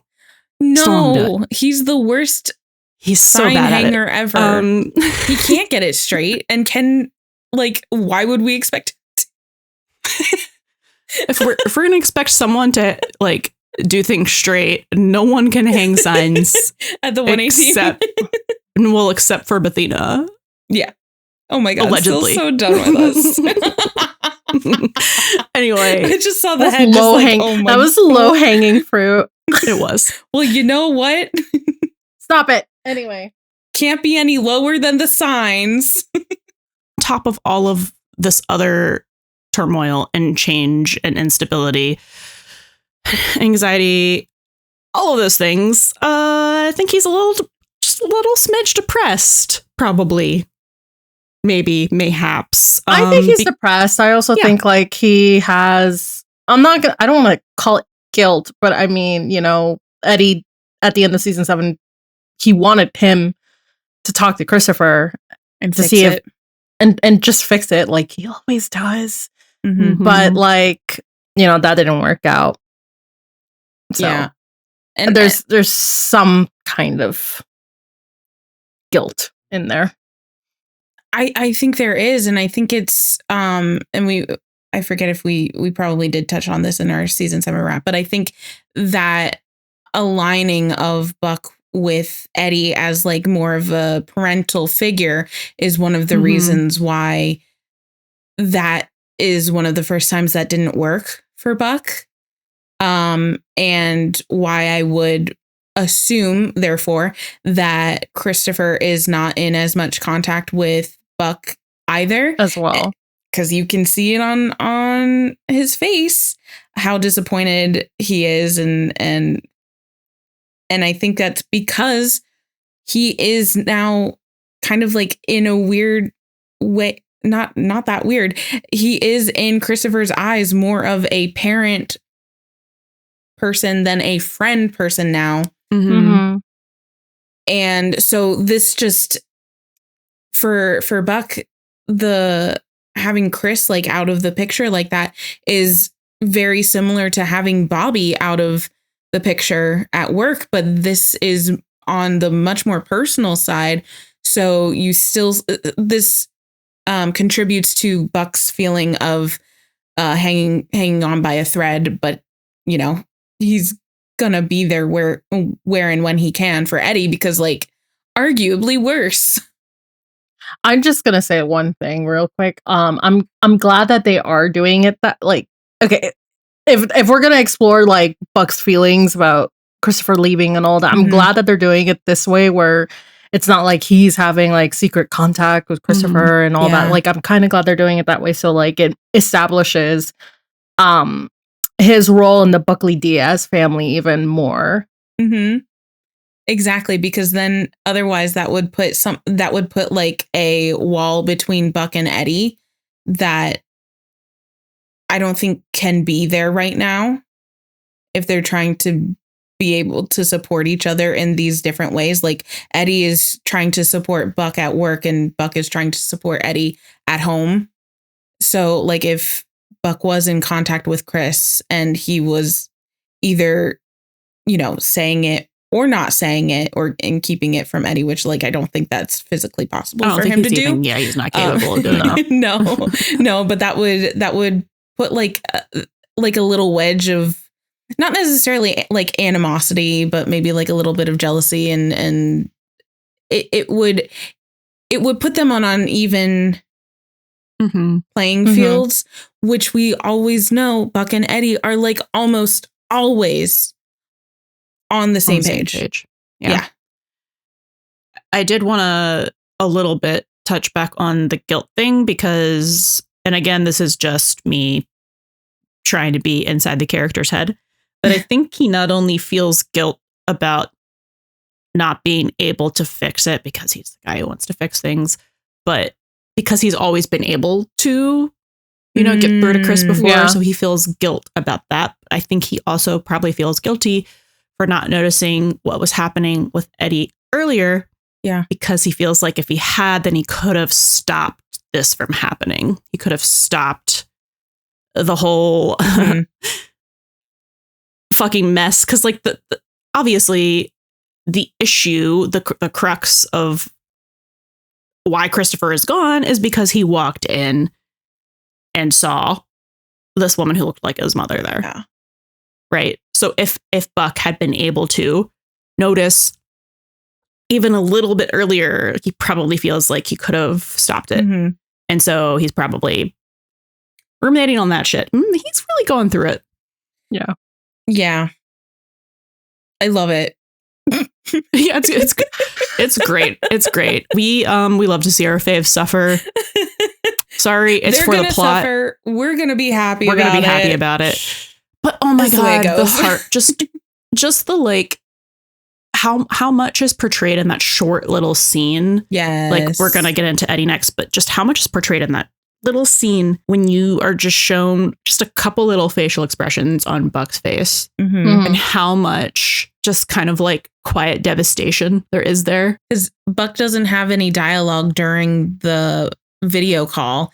And so that is two-tiered. It's fantastic directing because it's showing, not telling, which is what you want to see in a visual media like movies or television. But it's also excellent on Oliver Stark's part because going to use this example to align him with Jensen Ackles, knows how to do the facial expression and like activate the character when the camera is not focused on them.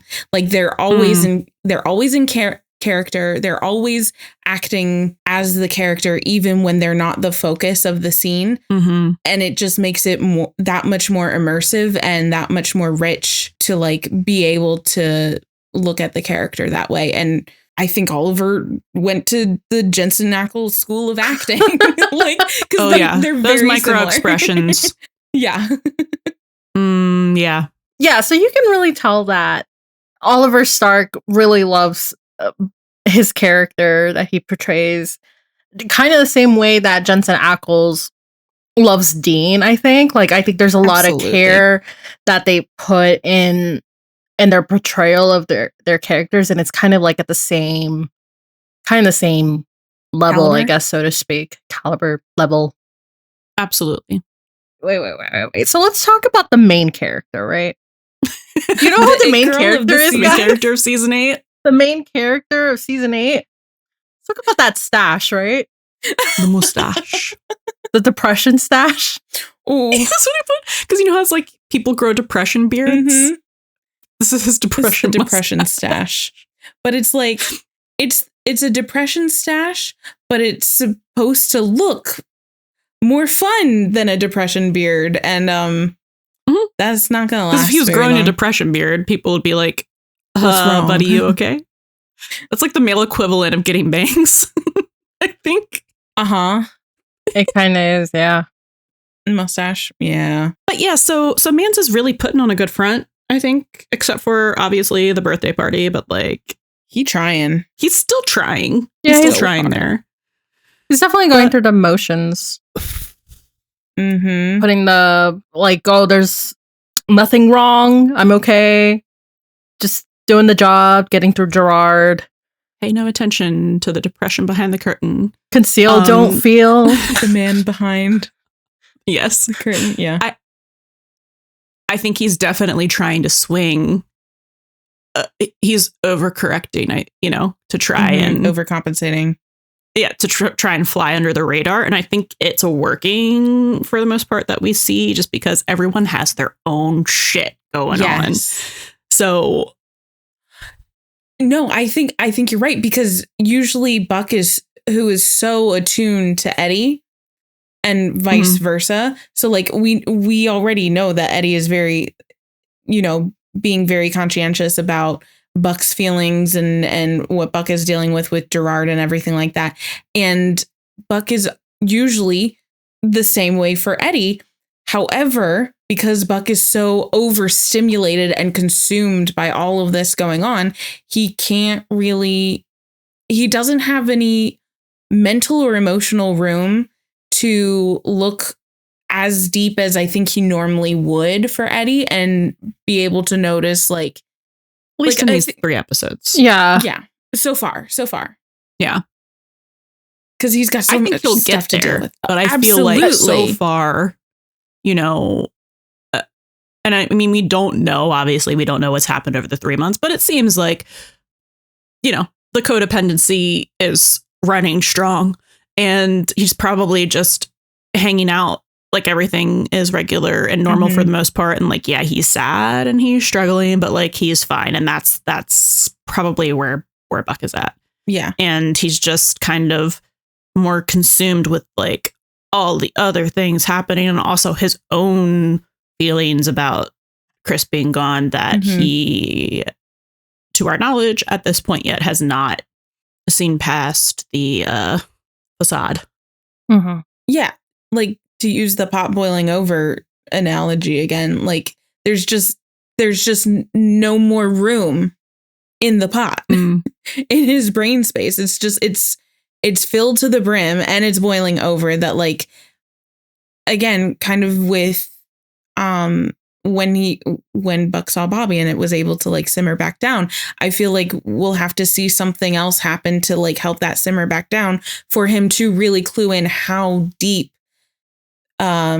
this is going for Eddie, because of course he recognizes that, like, Eddie is going through it and having a hard time, but with that paired with how Eddie is trying very hard to not add to anyone else's stuff, which is also a very Eddie thing for him to do too.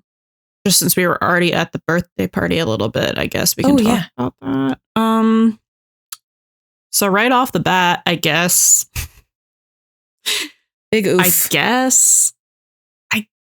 guess that like it's just the 3 of them hanging out all the time now, because it's like he's just like the third wheel, right? Like, because he's gonna be there for Eddie. So then it's just like, I guess since Eddie and Tommy were already friends, it's like, well, of course, he is invited to everything. It's fine. And that's probably working to Eddie's favor right now, because he doesn't want to talk about how bad he's doing. So, yeah, he probably working out well. Yeah, he's probably he could potentially just use Tommy as a buffer. Like, bring Tommy along, so like we don't have to talk about feelings.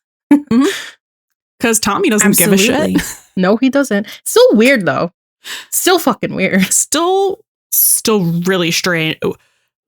How weird it was to fucking see him in the Diaz house with. That was so bizarre. Fucking like, who? The only way it could have been weirder is if Chris was also there, like in person. It's like, and this man intruding in that space. It's so weird. Because we like never see anyone else in that house. It's giving when Eddie comes back from the hospital at the end of season 4 and Taylor's just randomly there.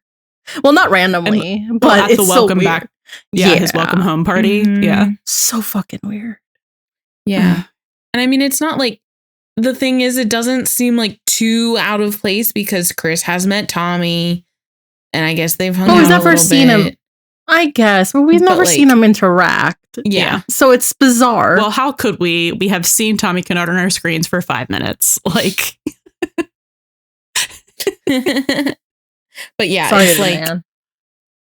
I guess they were also like probably Buck and Eddie were also thinking, yeah, we'll bring Tommy because Chris thinks Tommy is so cool. Is cool. As far as they're aware.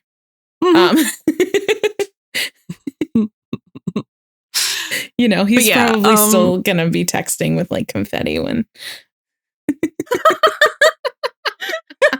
But I think they're going to break up. Oh, no. Oh, no.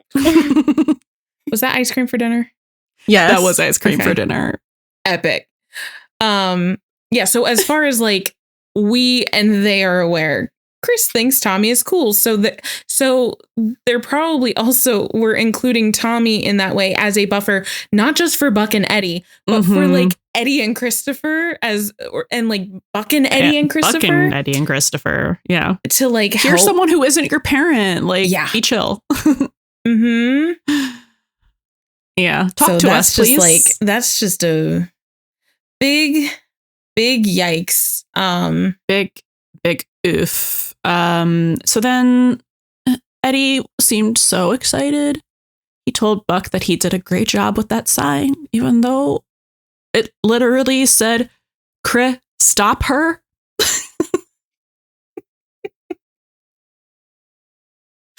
He said, "Great job, babe. You're doing amazing, sweetie." Like, he was like, "Ooh, cupcakes, yeah." Like, "Ooh, hats." Like, he was excited. And then he went all out too.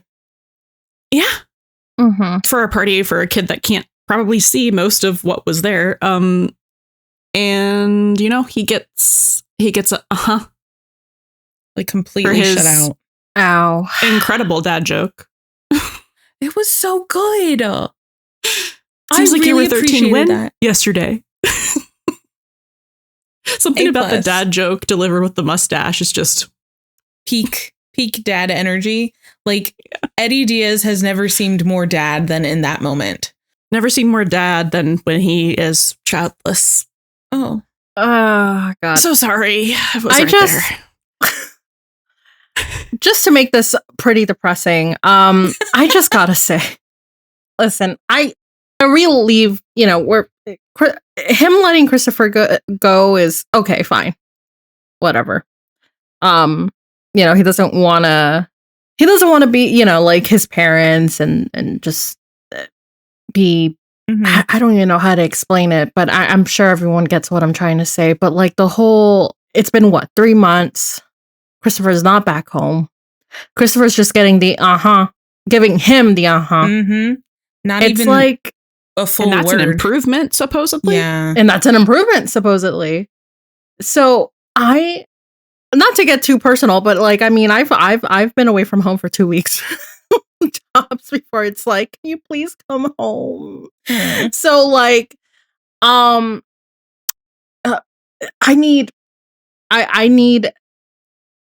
don't know what's gonna happen, but I need we need to get this resolved, and we need Christopher back home ASAP. And it's not, and then not to mention, it's not even his grandparents not helping the situation, right? No, not at all. Come on, like, I don't know. I have never hated someone so much until I have never wished bodily harm on a fictional character as much as I have on Helena Diaz. Like, that's saying a lot for you. Not even the Buckleys, right? You know it's bad one. Yeah. I specifically Helena, like Ramon, he wasn't there, so I can't. That people are saying like that's a sign he's being the absent dad. That he's being absent grandpa. All I know is when they were taking his son away, his dad looked sad. And he his did dad look was remorseful. Like, please don't make the mistakes I did. Like, so his dad's actually trying to help. And his mom is like, bye. Oh, if he forgot anything, we'll just buy it for him because he'll never be back here, basically. And she's like fucking gleeful on this call. Like, oh, you know, like it's fine. He'll be fine. It's an improvement, right? And Better than last time. Oh my God, but look at him with all his friends. Oh my God, you're at the pool club. And I think we're going to put a pool in for him because he's never leaving here. And Eddie's like, time to take a trip to the sides. Yeah, like I don't know how much we truly want to get into that since we've only seen like the one episode, but it seems to me that if Christopher has been gone for 3 months and is still only at the school, not even at like the full word the high at phase, least. And Eddie, who just wants to, his entire MO for his entire character for 7 seasons for Eddie Diaz is do right by Christopher. So he's not going to, he thinks that, having Christopher over there, if that's what Christopher wants, is right. But to me, that indicates that there is no effort to mediate on either Christopher or Eddie's behalf by Helena or Ramon. And that is what is so like, I know this show has had like a history and kind of like a pattern of like redeeming parents and whatever. And hopefully that's over. But like, I don't understand how this could be redeemed because that's what it seems to me. Like if you are a grandparent looking over your grandchild, and you're supposed to want to help them get back to their parent where they're supposed to be. And I think that is the crux of the issue, because Helena never felt that Christopher was supposed to be with Eddie in the first place. So it doesn't seem like they're doing anything to repair that relationship between their son and their grandson. She's getting exactly what she wanted. Yeah. Raising a kid part 2. She's getting her part 2, her redo. That's what she's getting. And that's what's like, you know me, I'm always kind of like, well, look at it from this point of view, whatever. Like I have not been able to find, again, I'm working on like limited knowledge, I guess, until we get deeper into it. But like at this point in time, I don't see how there is another point of view to that, except she is not doing anything to repair the relationship between her son and her grandson. And that is like one of the most selfish things anyone could do. Sure.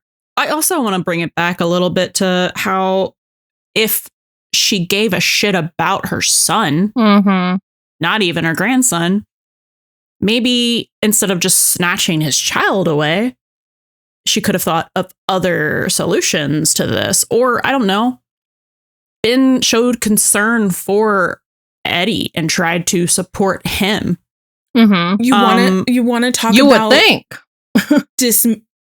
You want to talk about people dismissing other people's feelings, like with Tommy and dismissing and invalidating Buck. How about Eddie's mom invalidating and dismissing all of Eddie's like emotional needs? Absolutely not. So like in that instance, also that is putting Eddie and Buck in like a very similar position. Again, just saying. It makes me wonder like how much was Eddie allowed to show his more vulnerable side, like with his parents, especially his mom, because it's almost non-existent at this point, because like she does not give a shit. He had to be basically a parent at, what was it? 9 years? It was 10 years old? Something around that. Which, yeah, okay. His father said that to him, but his mother relied on him and let him do it and didn't make an effort, as far as we know, to let him be a kid. It's that Atlas personality again. And then was hypercritical of like any mistake he made. Parenting at 10 years old. So, and when we see Eddie Begins, we see that she has nothing nice or supportive to say to him. And Eddie fucking fled the state, not just to get away from them for him, but because he didn't want his son to be raised or partially raised by them around them. Right? He didn't want his son to have to go through what he had to go through. He's trying to break the generational trauma. Yes, exactly. So the fact that Eddie was in such a bad fucking place that he let that happen, and his dad, who was supposedly trying to, repair his relationship with him and recognize that he was a shitty father and was trying to be present and supportive. And we even see it a little bit, right? Like a couple phone calls, whatever. The fact that no one was like, hey, maybe we should make sure that Eddie's okay and he has support. Like, even if we do take Christopher to Texas, make sure that Eddie is okay and that he, I don't know, goes back to therapy, has someone here for him. He's obviously not doing well, and he's obviously not going to be doing well once we take his kid. And I'm sorry, we should stop soon, but I just think that it's ridiculous that his parents didn't go, hey, maybe we could just take Christopher and rent an Airbnb. So he's not torn away from his entire life, but he has space from you. And I think that's because they always viewed it as Chris's entire life is supposed to be in Texas with them.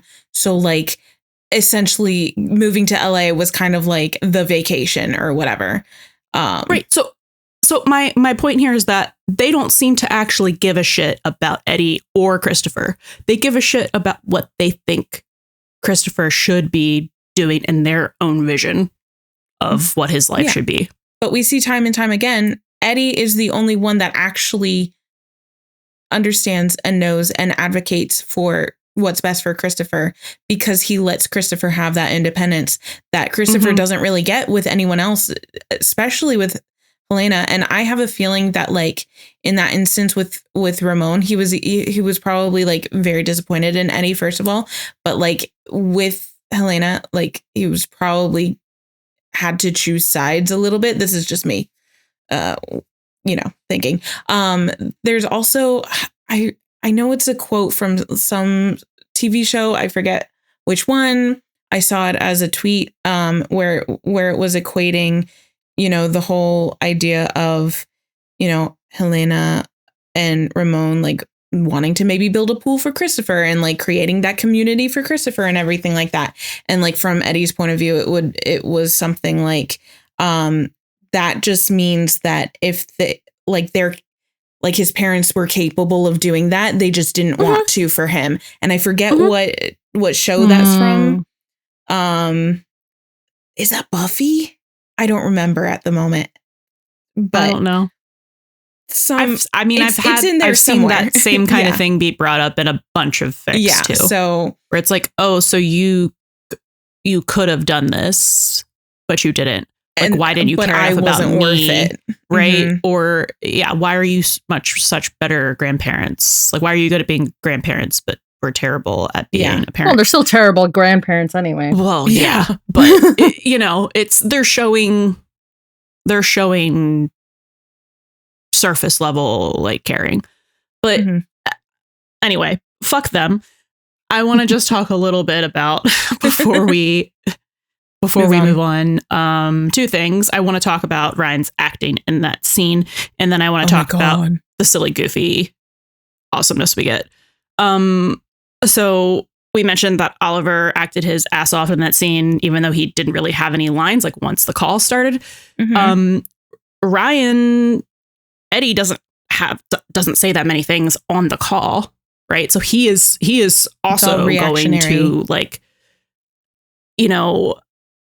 this multi-layered level of face acting where it's it's just so good. He is portraying the person who is trying to be supportive, show a girl who is going to be okay. I'm so glad that my kid is happy without me and not talking to me, and you're building a pool for him. That's great. That's so great. So great. Smiling through through the pain. And he looks despondent. You just snapped, he was a puppet and you just cut his strings. He is also hanging on by a thread. Not anymore. I don't. that acting was also fantastic. Just like that entire scene had so much emotionality. It had so much emotion brought forth with not a lot of dialogue, because again, it was like very reactionary. It was very a show don't tell, but like, man, Oliver and Ryan, they knock it out of the park. Speaking of which, can I also just mention Ryan's absolute perfection of comedic timing, like in that first episode, when Buck has the idea to have Eddie run and like, you know, have the bees chase him, and just like that like, you know, look like, oh, me, you're talking to me about He's me. not gonna like it. Just like that was played so well, and Ryan Guzman's comedic chops so undervalued. Like that was hilarious, and We also need just to let him like be funny all through the season, not just at the beginning. also just the physical comedy of like the physical running comedy. Oh my God. and Oh my God. like his like it was Whoever was like, get a so GoPro shot enjoyable. of this, I could kiss you. I don't think I've laughed that hard at something on television in a long time. Oh my God. I was like crying. And I think I laugh just as hard every single time I watch it. It's fucking ridiculous. That's never gonna get old, like the me. And then No. cut to Oh my God, I love and that. then running. Yeah. And that's like the perfect flip side to the coin of like this whole birthday party. Oh my gosh. That's the perfect like flip side of the coin to Eddie at the birthday party thing, where it's like he's trying to laugh. He's trying to like He's laughing through the hide the pain. pain. And it's very like emotional, but and then you get this, which is just pure physical comedy, like as good as it gets. And it just balance. It creates a fantastic balance. Are you still laughing about the thought of that scene? Because I'm thinking about when they get in the tent. It's like, And Buck's like, are you ready? Isn't his name Gunther? Monty, Sorry. I know it was a Monty, weird beekeeper fucking to name. the stars. Are you ready for Monty? Who? Oh my God, it's And so he- good. And he's like, I've been shot before. Like, I think I'll be fine. I can't. He's just so funny. He's like so nervous. He hates everything that's happening. But you know, He's then still Buck's game. like it'll be great, and gives him a thumbs up, and he's like, We okay, beat the all right, I'll give you a little smile. He's We just so beat fucking the funny. bees. He's so funny. All of his facial expressions, like in the, what are we calling it? Which one? Buzzsaw gate. Oh my God. that last shot when Gerard is hugging Buck, just like,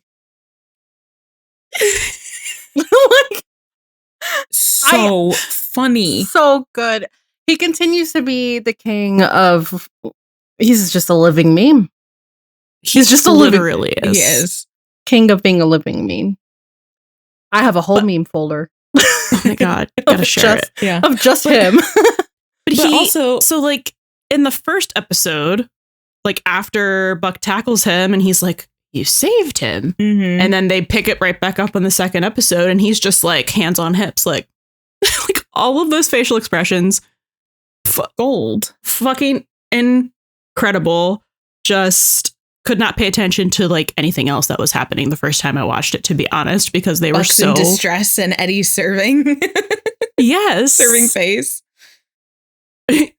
your best friend and 8-year situationship is having a mental breakdown and you're dancing. Oh my gosh. Since we're talking about that scene, I do also want to just comment on, you know, when this whole like Buck tackling Gerard and everything, Eddie is immediately like the first person to say like, oh my God, you saved him. And then when we pick back up in the second episode and Buck's freaking out, like, he's going to kill me. No, he's going to fire me. And then he's going to kill me. And then he's just like, why? You saved his life. Like, it's just like absolutely no contest in his mind that, like, even though Buck like admitted at that point, he was like, I just kind of wanted to hurt him. And he's just like, you saved his life. Like, there's no question in his mind that, like, Buck would cause anyone harm like that. And like, talk about blind faith and devotion, right? Someone tweeted, and I won't forget because I'm just like, absolutely. They were like, glad we have confirmation that Buck could kill someone. Yeah. He would just be like, you go, girl. No, but also like, imagine this whole scenario just like came out like the opposite end. Like, it was like so wrong. Gerard wants to, like, I don't know, fire him, sue him. Mm-hmm. Eddie's gonna be like, no, that's not what happened. He didn't try to hurt him. He tried to save him. He did save him. So he's just gonna stick with that story. Yeah, absolutely. It's what is it from Supernatural when Bobby or was it Rufus who goes to Bobby and was like, I need you to help me like bury a dead body, and Bobby's like, bet. That is them. Just like no questions. Like, yeah, okay. Yeah. That's the real friendship situationship. That's Bobby's relationship singer, you need. Nash. Too many. Oh my god! Too many Bobby father figures in our TV shows. I think we adopted parental. I mean, not everyone goes to Supernatural, so I guess it is a good delineation to make. Also, actually, I don't think I need to get into that anyway. No, I was just gonna say, I'll say one sentence and then we can move on. I was just going to say that's an apt comparison because I don't know if it's huge all over the fandom, but every single fucking Destiel fic I've ever read that has Rufus in it, it's Rufus and Bobby together romantically. So apt comparison. Yeah. Moving on. So we see a lot. I think what Eddie's going through is a lot of like his family issues at home, but so are Hen and Karen and Chimney and Maddie are very like intertwined in similar / same kind of family issues at home as well, because we've got Hen and Karen who are trying to get their foster license reinstated. So that's one of the reasons why Hen is very much just like, put your nose to the grindstone and just like keep on trucking sort of thing.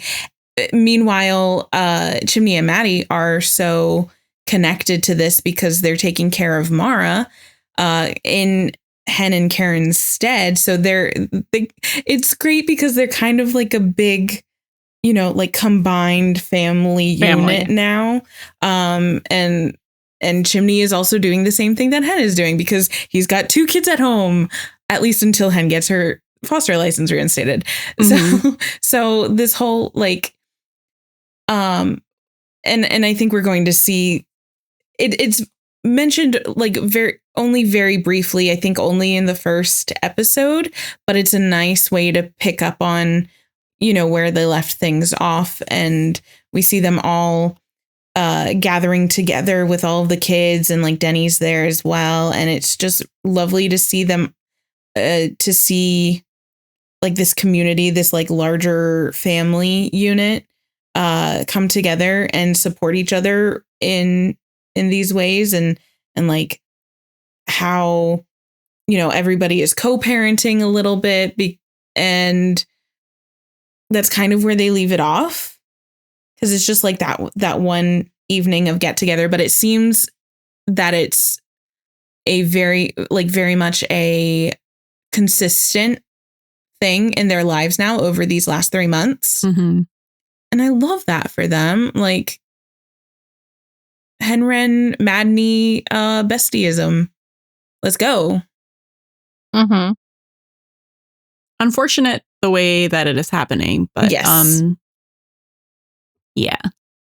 I think we're going to get into problems just based on some synopsis we have for the future. But what we were shown is very sweet. I think that Hen,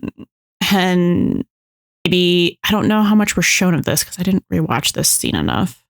I don't know. When she's watching Mara with Chimney, she gets this look on her face that just makes me think that she's having some like concerns about or insecurity, maybe, right? About like how close they're getting. And I don't know, it's just an awkward situation, right? Where like you're a new parent to this kid and we're just forming a bond. And now I don't even know how long they had her. Like maybe Maddie and Chimney have had her for almost as long now.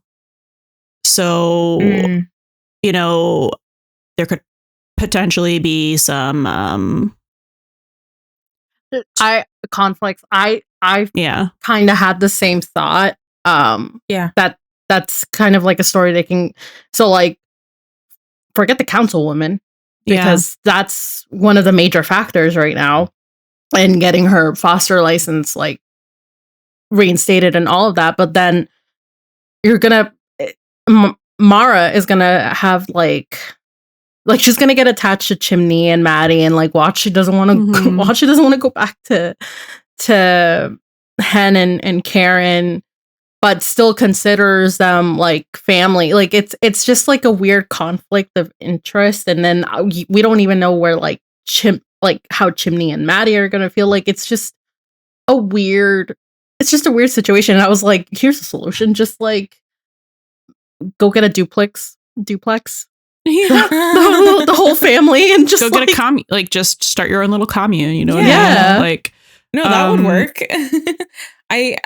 But it's non-traditional family, non-traditional parenting that they're doing right now, and it's kind of forced. And like Maddie and Chimney had the absolute best intentions, and I know that Hen and Karen are so fucking grateful. You know, that they still, not only that they know that she's safe, right?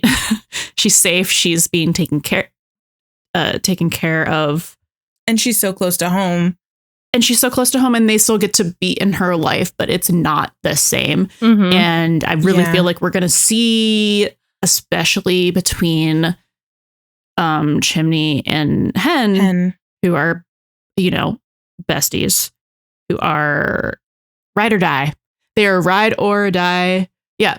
Literally, I need you to help me hide a it's the same thing, but, you know, platonically. I need you to help me hide a body. Okay. Like, no questions. I think we're going to see some tension and some misplaced anger, anxiety, just like a lot of the negative emotions that Hen is feeling that's probably going to bubble over at some point. And it's probably going to be directed at Chimney, because that's, you know, he's obviously going to be part of the problem that's making her feel that way. And he's also the closest person to her, like, and it's proximity. The easiest to explode on the people closest to you, because you know, deep down have that confidence that like they'll still be there after you do that. So I just think there's going to be obviously there's going to be councilwoman shit that's going to be happening. But no, that's kind of what I have been thinking as well. Like, I feel like they have to deal with the councilwoman issue, and the corruption there, which will probably also have something to do with like Gerard, you know, through the wayside. And once that happens, because when you're looking at it, when you look at it, you're risking destabilizing Mara's environment again. So it's kind of like what Eddie does, like what is the right thing for Christopher. So I think they'll probably have to really assess what would be the best for Mara. And I think what gives a lot of hope is that Mara is, you know, addressing Hen and Karen as mom and mama. And I think that's like so sweet, even though she is with Chimney and Maddie. But yeah, I think there will be some conflict because Han, I think you said like there was some sort of emotion on Hen's face. And I think that is remorse. Like remorse for not being able to further that bond that they were building all together as a family. And then seeing that happen for she's not getting these moments. She's not else. part of these moments that she should be a part of. Yes. Yeah. It's remorse, regret, like happiness that like Mara's getting that, but like sad that she's missing out on that as well. Yeah, because they're basically being relegated to like ant status, you know, as far as capacity of how often they can be there. Mm-hmm. So, you know, I'm just like we've already seen Hen have a not so great feelings about Maddie at some point, you know, during the when Chimney wanted to propose and all of that. Yeah. I forgot about all of that. So I'm kind of like, oh great. I hope we don't get like a part 2, but I have a feeling if this is what they're trying to do, we're gonna see that. And then but then we're gonna have Chimney into the like in the mix into that kind of conflict. Yeah. Right.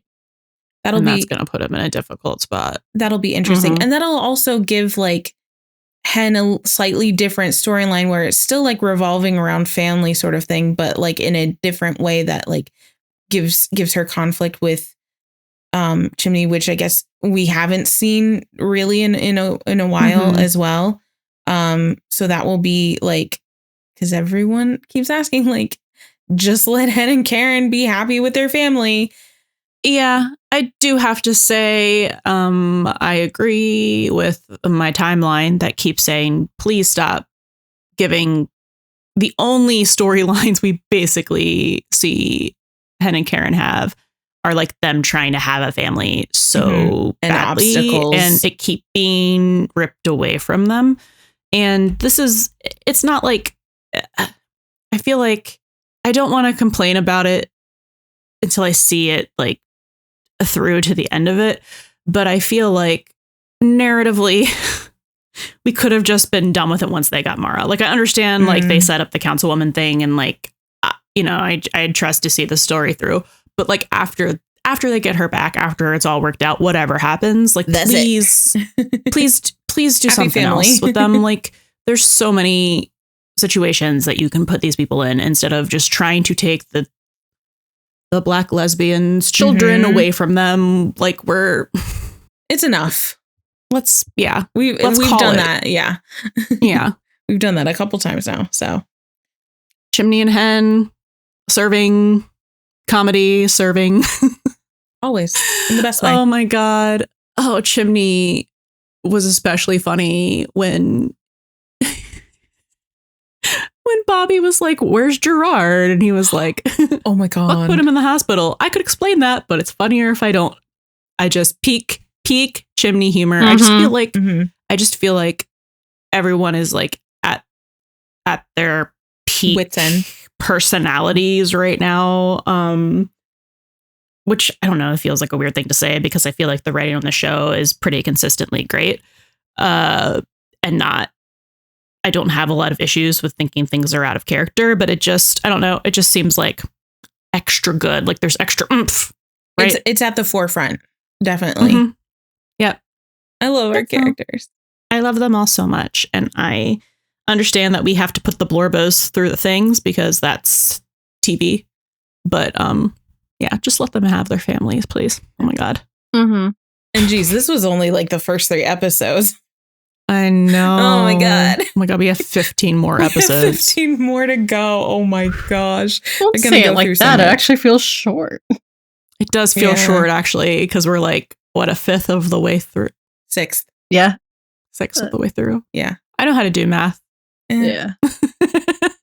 I didn't even say it was the first of 6 episodes. Anyway, I think that wraps up our character portion of our special episode. I think we can just briefly touch on some of the themes from this 3-episode arc.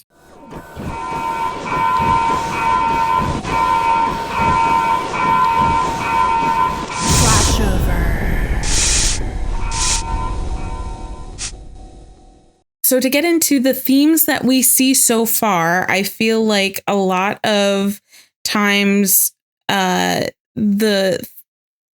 overarching themes that we'll see kind of like weave their way throughout the season are kind of established in the first few episodes. And this is just kind of what we're catching or like picking up on currently. And I'm sure there's going to be more down the road, or like these kind of themes may like evolve in certain ways that like we might call them something else. Cohesively in the first 3 episodes, I think there's an element of being out of your element.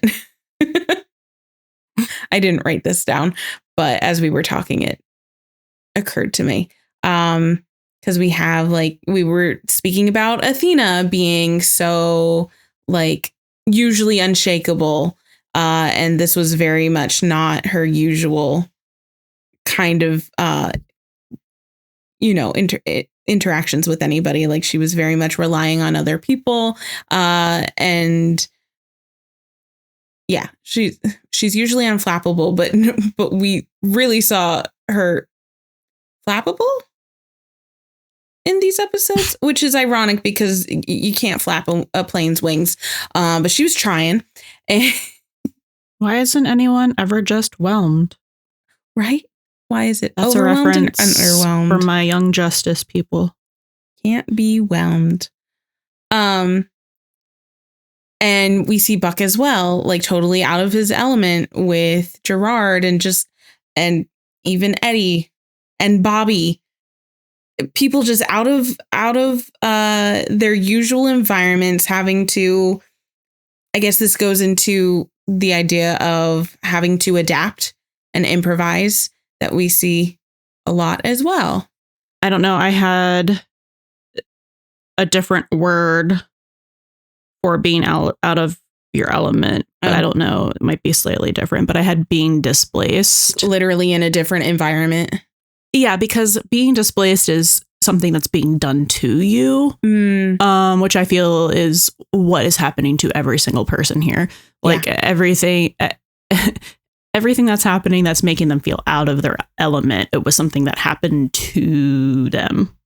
Maybe as a consequence of their own actions, but like not them as a chose to be in the places where they're out of their element.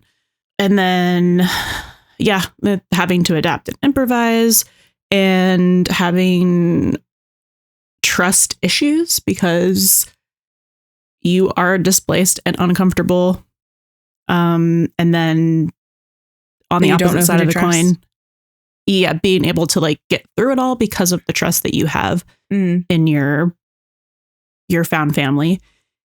And this is just always a theme with 911, but I think particularly in this arc and probably this whole season, I'm gonna bet unresolved trauma. And hopefully we're going to solve it or work through it, have some sort of, you know what I mean? Because like trauma is never untraumatized. Like you can't untraumatize yourself. But being able to have closure. Yeah, closure, or being able to work through it to a point where it's not something that haunts you. You know what I mean? Where it's something that like, because that's the thing with trauma is like it can still trigger you. Yeah. But, to be able to move past a point, because these people are so fucking traumatized and a lot of it they just have to keep rolling because things keep happening. And, a lot of that has to do with their job. But yeah, so like we see off the bat, obviously, that Athena had this big unresolved trauma where like kind of on the surface seems resolved because she found the person who killed her fiance, but she obviously still had a lot of trauma about it that she was like actively angry and feeling turmoil over. And I feel like she is at a point, like she said in her own words, where she can let go of that anger. So I hope we're going to see a lot of that through different arcs. Yeah. This season. No one else is really working through anything yet because no one else's arcs have really taken off. Or like Bucks has. I guess Bucks would be the most at this point. Like, but it's not after Athena. But like we're just at the beginning. Like this is going to be, I don't know how long, whatever this weird thing with Gerard is going to be, or any of the other things that are happening. I don't know how long any of those things are going to take, but they definitely aren't resolved. Yeah. I think we're going to see a lot of stuff kind of like come back to the surface, being revisited. And I feel like they really set that in motion at the end of season 7. And I think we'll see a lot of that follow through for probably a majority, if not the entirety of season 8 with, literally the episode titled Ghost of a Second Chance. Like we were already seeing these these previously thought of as like being over sort of things bubble back up to the surface. And that revisitation of that trauma, and a lot of times that has to get worse before it gets better. So I think the season 8 is really like the extension of that. And I have a feeling with more time, if they had more time in season 7, it probably would have gotten deeper, and that would have been like the main theme of season 7.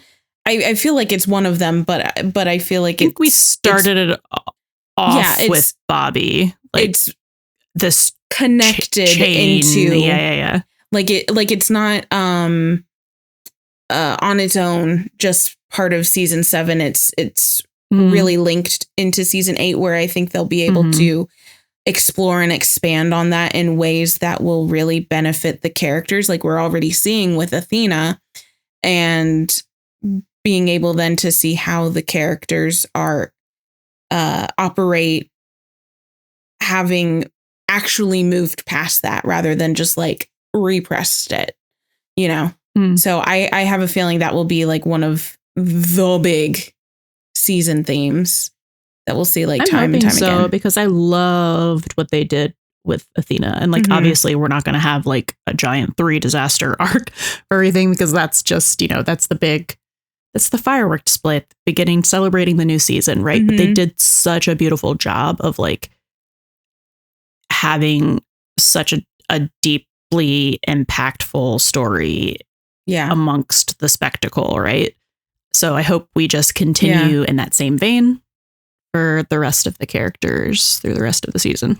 And they did that in such a like condensed period of time too. So that really makes me hopeful for like seeing what they can do with the rest of the 15 episodes. Like, yeah. And it's just like, I think they do get like some of the benefit of time with this season to be able to play really with it more. delve into it. Yeah. In a way that maybe they didn't get so much in 7. So keep an eye out on those as we continue on this season 8 journey. I think that's it for themes for now. I'm sure there'll be more. There's always more, but those will probably remain. Yeah. This is what's sticking out so far as like something that we can see like throughout. We're gonna need the jaws of life over here. So now that we've talked a lot about like the meat of the episodes and everything like that, let's take a step back and kind of look at the production aspects and kind of all of these things that are happening behind the scenes. So this will essentially be our like deep dive for these 3 episodes so far. I'm sure we'll find a lot more interesting stuff as it goes on. But we mentioned, on the production side, we mentioned how season 8 so far, even so early on, feels like it has kind of a new life breathed into it. And I think one thing that so many people are picking up on. And if so many people are picking up on it, I will preface this like it's either a really good thing or a really bad thing when people notice the cinematography. And sometimes it can be really bad because then that means like if someone's picking up on it, it's like, oh, that's not good. This is the complete opposite. Everyone has been picking up on how fantastic the cinematography for these first 3 episodes have been. And it's so exciting. Not to say that the cinematography hasn't been fantastic in previous seasons. I think Joaquin Cedillo did so much of the seasons, I think from seasons 2 to 7, and has created some of these beautifully iconic shots. This is just a different take on it. And it's really cool to see. It was also very exciting because we were super fucking nervous once we found out that Joaquin was leaving. Yeah. We were like, this is our first season from the start and we love him so much and he left. So yeah, we were a little nervous about that. A little bit, yeah. Yeah. We needed to see it to believe it. So it appears that the new director of photography or cinematographer, I'm not exactly sure what the difference is, but it's a different credit. I think it's director of photography that he's credited with. He's credited as the director of photography for it. Yeah. So the new director of photography is Andrew Mitchell. Great job so far. Please keep it up because it's been absolutely phenomenal. And just to like briefly read a little bit of his resume, he also was a director of photography for American Horror Story for 10 episodes. He did 5 episodes of 911 Lone Star. And then he was also a camera operator, so a different position. Granted, this is like further back in time, but he was a camera operator for 120 episodes of Glee. So he's very much in, and I think we'll see this with a lot of the people that I'll be talking about. He's very much in like the Ryan Murphy sphere. Extended universe. Yeah. Yeah. Connected universe of cast and crew people, which is great because it's like, if you like working with people and these people are your friends, like keep working with your friends. And it's probably something that like helps perpetuate that like joyous feeling behind the scenes that we were talking about as well. And so like his cinematography in these first 3 episodes is just like, it feels really fresh, kind of different. And Han, I know you've mentioned while we were watching these episodes, like it's very movement based. Yeah, it's very movement based, which I only noticed because I was like paying attention specifically to the cinematography because I was nervous. Mm-hmm. But so it's super interesting, and it appears to be like even more so when they're at the station, when they're at the 118. There's so much movement happening for like most of the shots. And there's a lot more close-ups, extreme close-ups, that we, like, to my just own recollection, did not have anywhere near as many of. And again, this is only a 3-episode sample size. Mm-hmm. And maybe it was just specifically for this Buck arc that was happening because we were, like, in his head. But it was just so good. It just felt, it felt very immersive. Like it made you feel like you were there. Like these different angles. Like you were a character moving along, you know, with that movement. Like there are different camera angles that we got like within the station that felt like different. So it feels like we're getting more of a 360, like immersive. Yeah.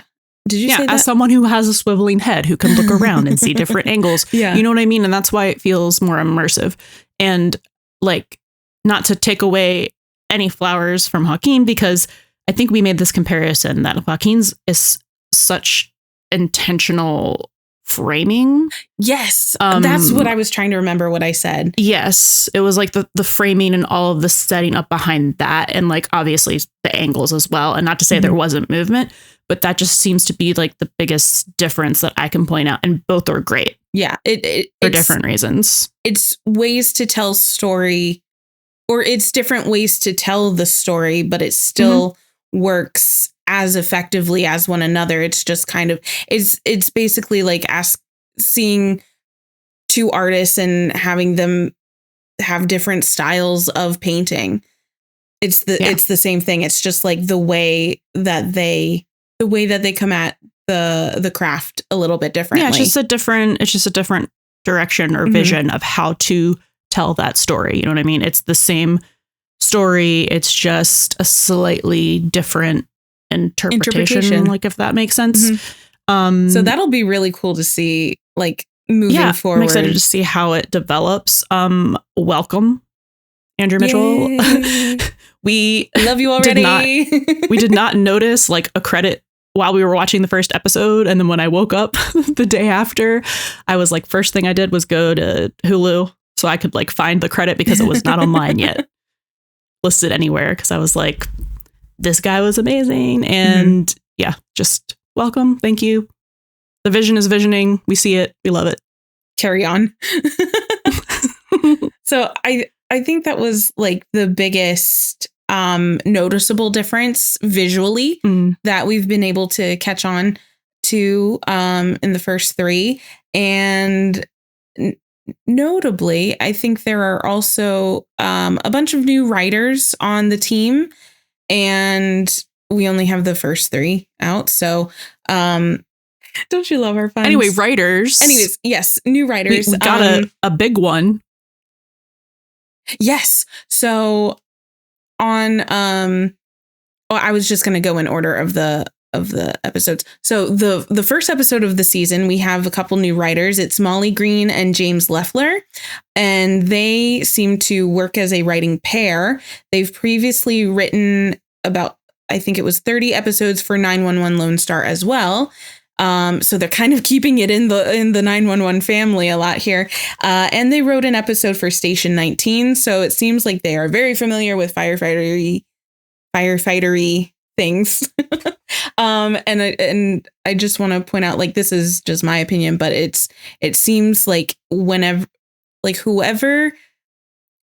writers are given the premiere episode, like the first episode, that's like, in my mind, someone who's not in a writing room at all, that's like a big kind of vote of confidence a little bit, because you're really setting things up, because the expectations are high, and it's like, okay, you're setting the tone. It's like you're going to deliver. So I think that's great that it's a couple newer folks to 911, but they're familiar with the 911 universe.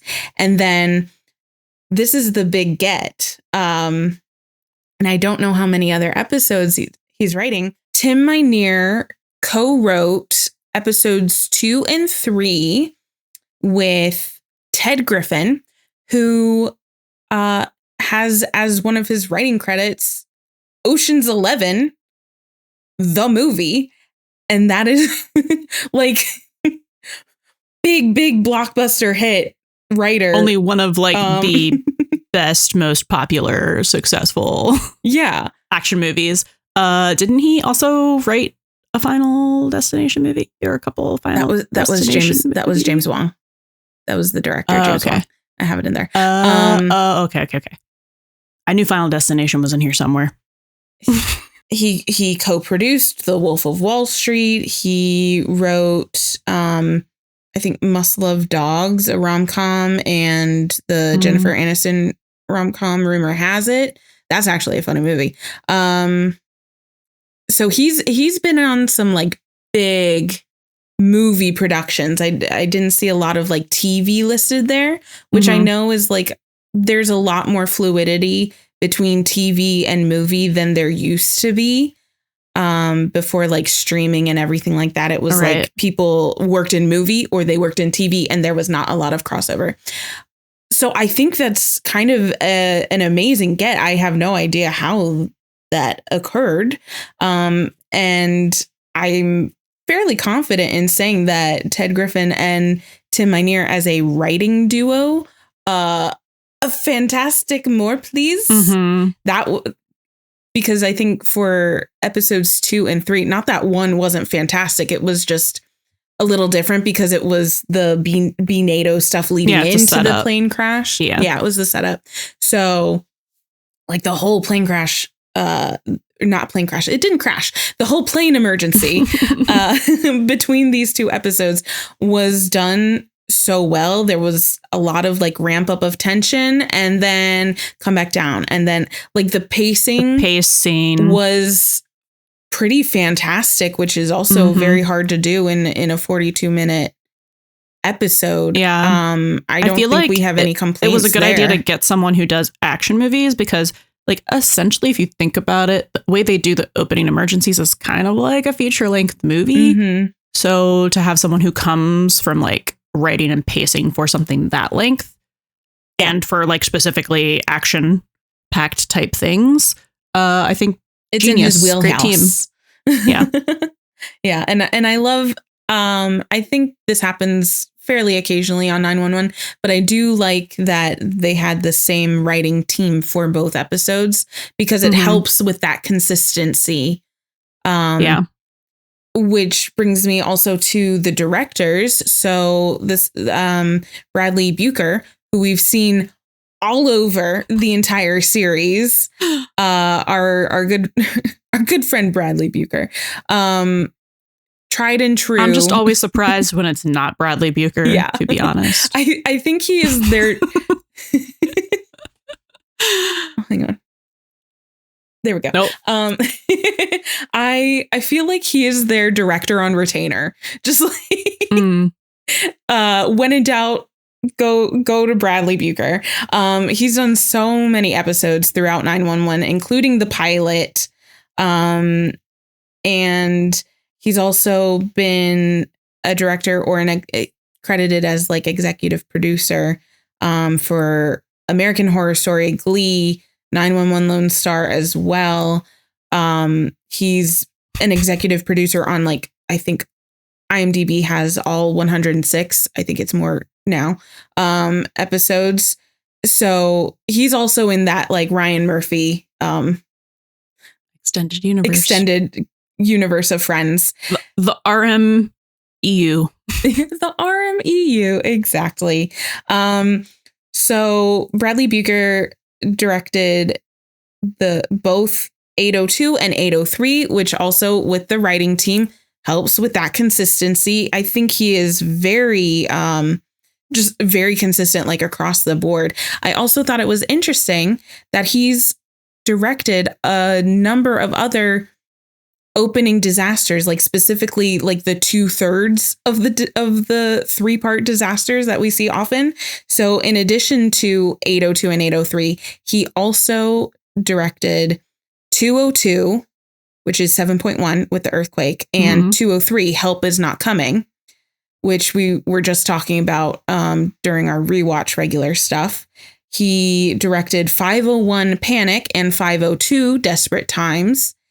And he directed last season 702 Don't Rock the Boat and 703 Capsize. So he is like very much one of their go-to guys, especially for these like longer bigger ones, disasters. And I think that's probably like very challenging too, because as a director, you have to plan for like an extra episode. And I think it would be like more of a movie set because it's because it's such an extended plot. And then he's also done a lot of he directed the pilot, but he also does a lot of the finales, or he did the finale for season 1, the finale for season 2, and the finale for season 6. And I think what happens there is he ends up directing a lot of episodes that were written by or with Tim Minear.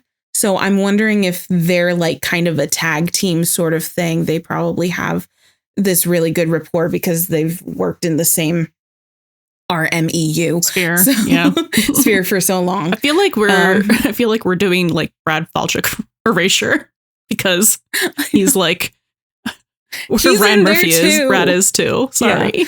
Yeah. I'm also here. Sold as a said, do not separate. So Bradley Buchert did 2 out of the 3, but the director for the first episode was James Wong, who notably directed and wrote Final Destination, like the original Final Destination, and Final Destination 3, which is, I think when we were watching 801, we were like, this is like some Final Destination shit with the Saw stuff. That's why. Because it's the same guy, which is fantastic. He's also done like 61 episodes of The X-Files as both a writer, a director, co-executive producer. He co-executive produced American Horror Story. So he is also very much in that same group of friends. And then he's also directed a couple other... I wonder if do we know who's working on the Halloween episode yet? No, we don't. We know nothing. He would be fun for that. That would be amazing. And he's also directed some other 911 episodes. This isn't his first one. So he directed 508 Defend in Place, 607 Cursed, and 707 Ghost of a Second Chance. So I think he is very familiar with the vibe of 911 as well. And he brings those kind of like Final Destination-y, like perspective, which lent itself suspense. Really well. Yeah. The horror suspense, maybe thrillers, a little like spooky wooky. Yeah. Spooky. So spoopy. Do you think I'm spooky? X-Files reference. So that's kind of what I wanted to talk about with like the new cinematographer, writers, directors who are not so much new as just notable. Very briefly, the ratings have been fantastic so far for the first 3 episodes. Again, I don't really understand how it all works. I just know that like Deadline had an article. Someone on Twitter. Yeah. We have to follow up. Do a thread or what are they going to do? I think it's going to be like a consistent thing, but we can ask. Okay. Because I would love to learn. Like, can we have a meeting where you teach us how the fuck this works? No, actually, we should. That would be fun. We'll take notes. So Deadline had an article that basically said the season 8 premiere, so 801,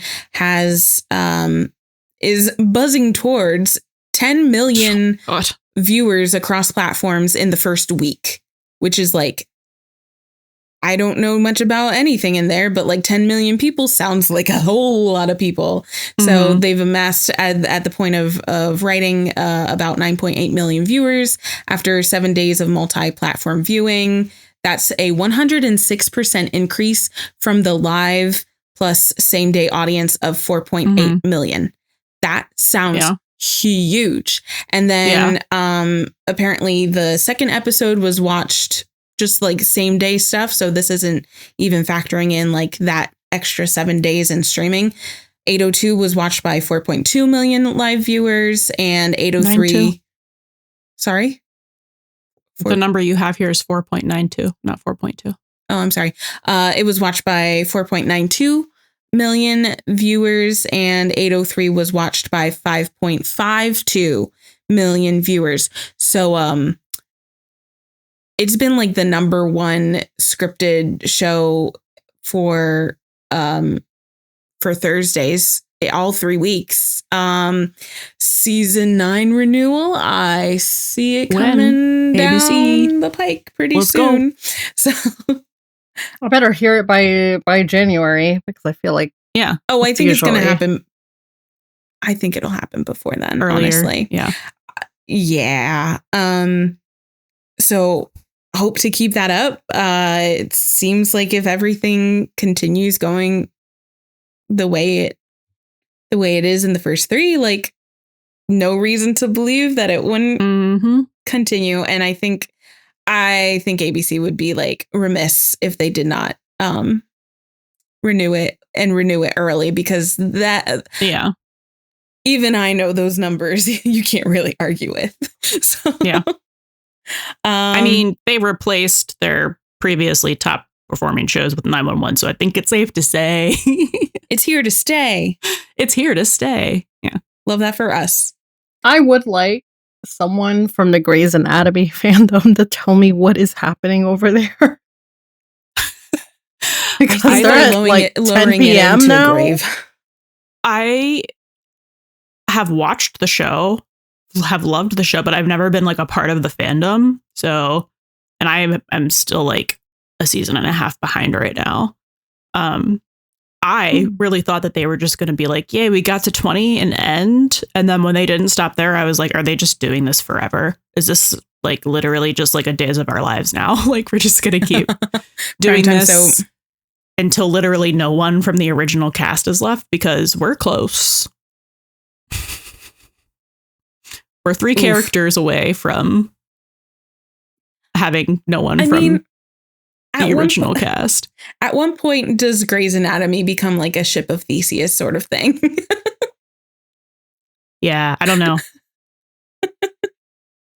Ooh. Anyways. Where did I hear that? WandaVision. Yeah.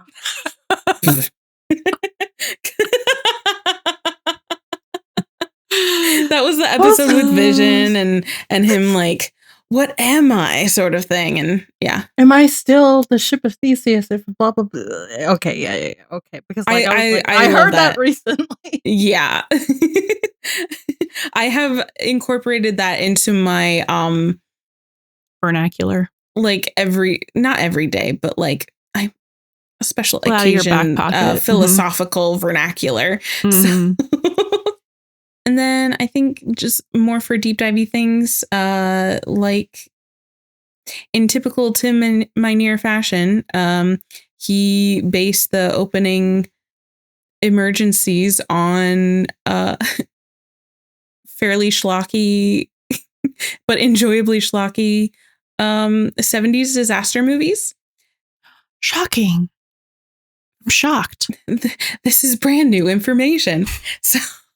So I think pretty obviously he got the bees from The Swarm.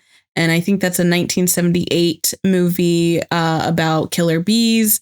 I think in that movie, they were like bioengineered and then happened to be on the loose and started killing people.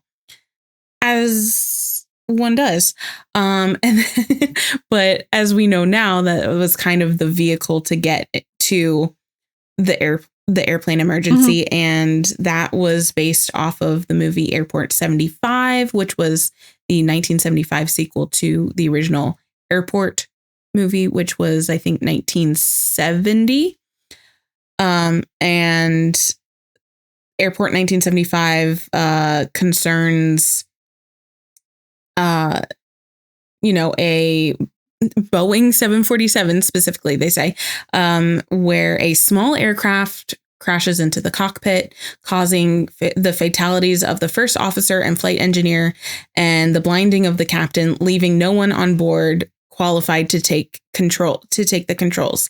And that seems pretty like beat for beat, like almost beat for beat, for what they did with the plane. So that was like they made it eating the pilot. Eating the pilot. Nobody got blinded. Obviously, like they make it their own every time, but it's such a fun way to see like their jumping off point to be like, okay, we're going to kind of do this, but like make it 911. And I think that's fantastic. And what a way to like honor, these 70s disaster movies and just like show how much of a disaster movie fanboy Tim Minear is. Yeah. He's just a little nerd. We respect it. I don't think I have the post here, but the marketing for the season 8 opener, I mean, we always had like, oh, it was going to be bee-nado this, bee-nado that. And then the plane emergency, just like the plane emergency, the 802 title on probably the worst day to announce it. Listen, I don't think that Tim has any control about when that is announced, because I think those titles are automatically released. They're dropped 21 days, 3 weeks ahead of time, and it just so it's happened. not exactly. I mean, to fall on 9/11. It was unfortunate, right? The timing that the title of that episode came out, especially because Tim just did an interview where he said, like, you know, the bees were there because you can't advertise a plane crash story in September. So, and they were ABC. You were so right for that. And also, like, thank you for bee-nado and all of the marketing for bee-nado, because that is just silly, goofy, fun time. Bee disaster, hilarious. The CGI was atrocious, which was perfect. I didn't mind it that much. I thought it was fine, because we're not here for realistic beasts. You know, we're doing Swarm. Also, it was just so funny because it pissed off the internet so much, and it just did exactly what they probably were aiming for too, which was to just hype up the show, get everyone talking about the show. Any press is good press. So, masterful marketing. Really fun. Like, we just got to make puns and jokes about bees for like, how long? Actually, I did find it. He does credit the ABC, saying that it wasn't his idea to market bee-nado, but it was a brilliant move on their part, because, you know, in the month of September, you're not supposed to market airline disasters. So. I mean, they weren't given much of a choice. It was either like bee-nado or plane crash in September. It just happens to be unfortunate that they did release that title on September 11th. It was funny because we told our friend Nikki, who previously knew nothing about 911. We got her. She's watching it now. She's halfway through season 2. Anyway, but previously no affiliation or knowledge, and we told her about this because we were particularly laughing because we had rescheduled our entire week of social media because it was 201. It was 201, and we had so many references to explosions and going boom because of the ambulance and the grenade. And then we were like, oh, we can't do that this week. The week of September 11th. Oopsie. Yeah, we pushed all of the bomb jokes and references, you know, to like after Sunday. And after we did that, it was like the next day that title dropped, and we were like, why did we give a fuck if ABC didn't? We were trying to be sensitive. But we told Nikki about this, and she was like, that's actually hilarious. So it was just like a perfect storm of events of that happening, because like the titles are dropped if they're not like released by press. The titles are dropped, I think, like 21 days in advance of the episode airing, and it just so happened that 21 days before the second episode was September 11th. Oopsie. But they can't control that. It was just that was just one of those like, uh-oh. Yeah, I don't think anything bad really came out of it. It was just like, oh my God. I like that on top of just all of the shit people were giving the bee-nado marketing. I don't know. It was it was funny. It was great. It was a great time. Thanks for that. Being online ABC. For that. Yeah. Okay. So I just have a couple things.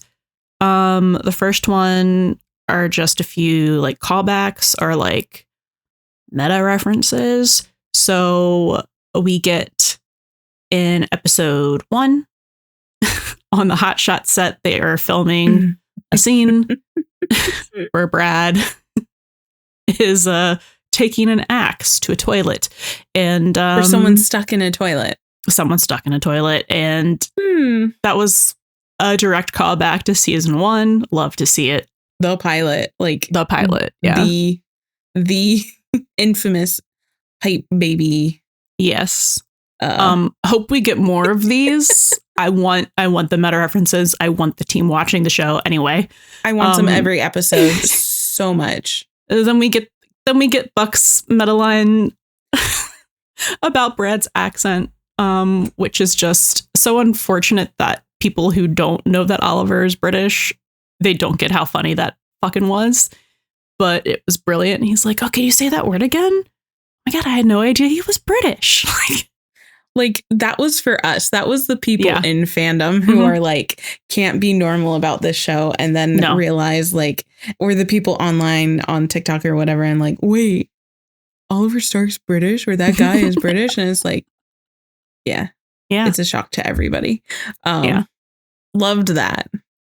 Then my final little callback that I noticed was Brad's line in episode 3 when he's the girl with the really roughed up leg. When she thanks him and he's like, "It's what we do."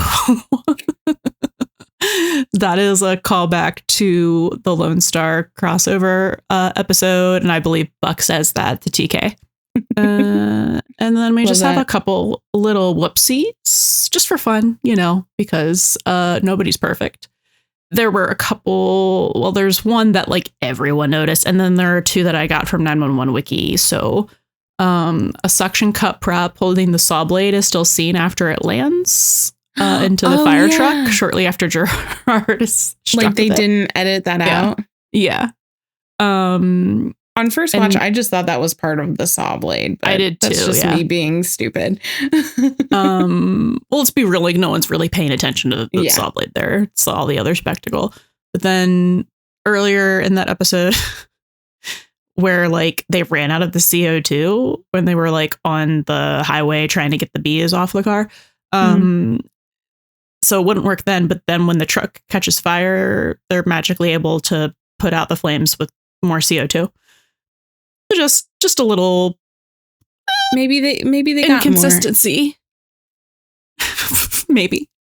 And then the last one is in episode 3, the airline that's written on the plane is different when it's in the air than when it's on the ground, and that was just probably a whoopsie with the prop plane. I did on the ground. Or like post-production with the visual effects. I did, because I was watching it earlier today. They did go over that on a couple, like the wrong airline is on there a couple times, but like later on in the episode it was corrected.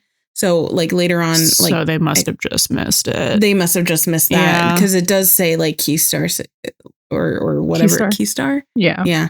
I think later on. So like at the kind of end of the emergency. So they probably just missed a couple. I mean, couple there were some great there. jokes that came out of that. It was something like, I don't know. It was like "Day So Stressful" or something. Like it's a totally different plane when it landed. Something like that. It was funnier than that, but that's all I've got for goofs. That's cute.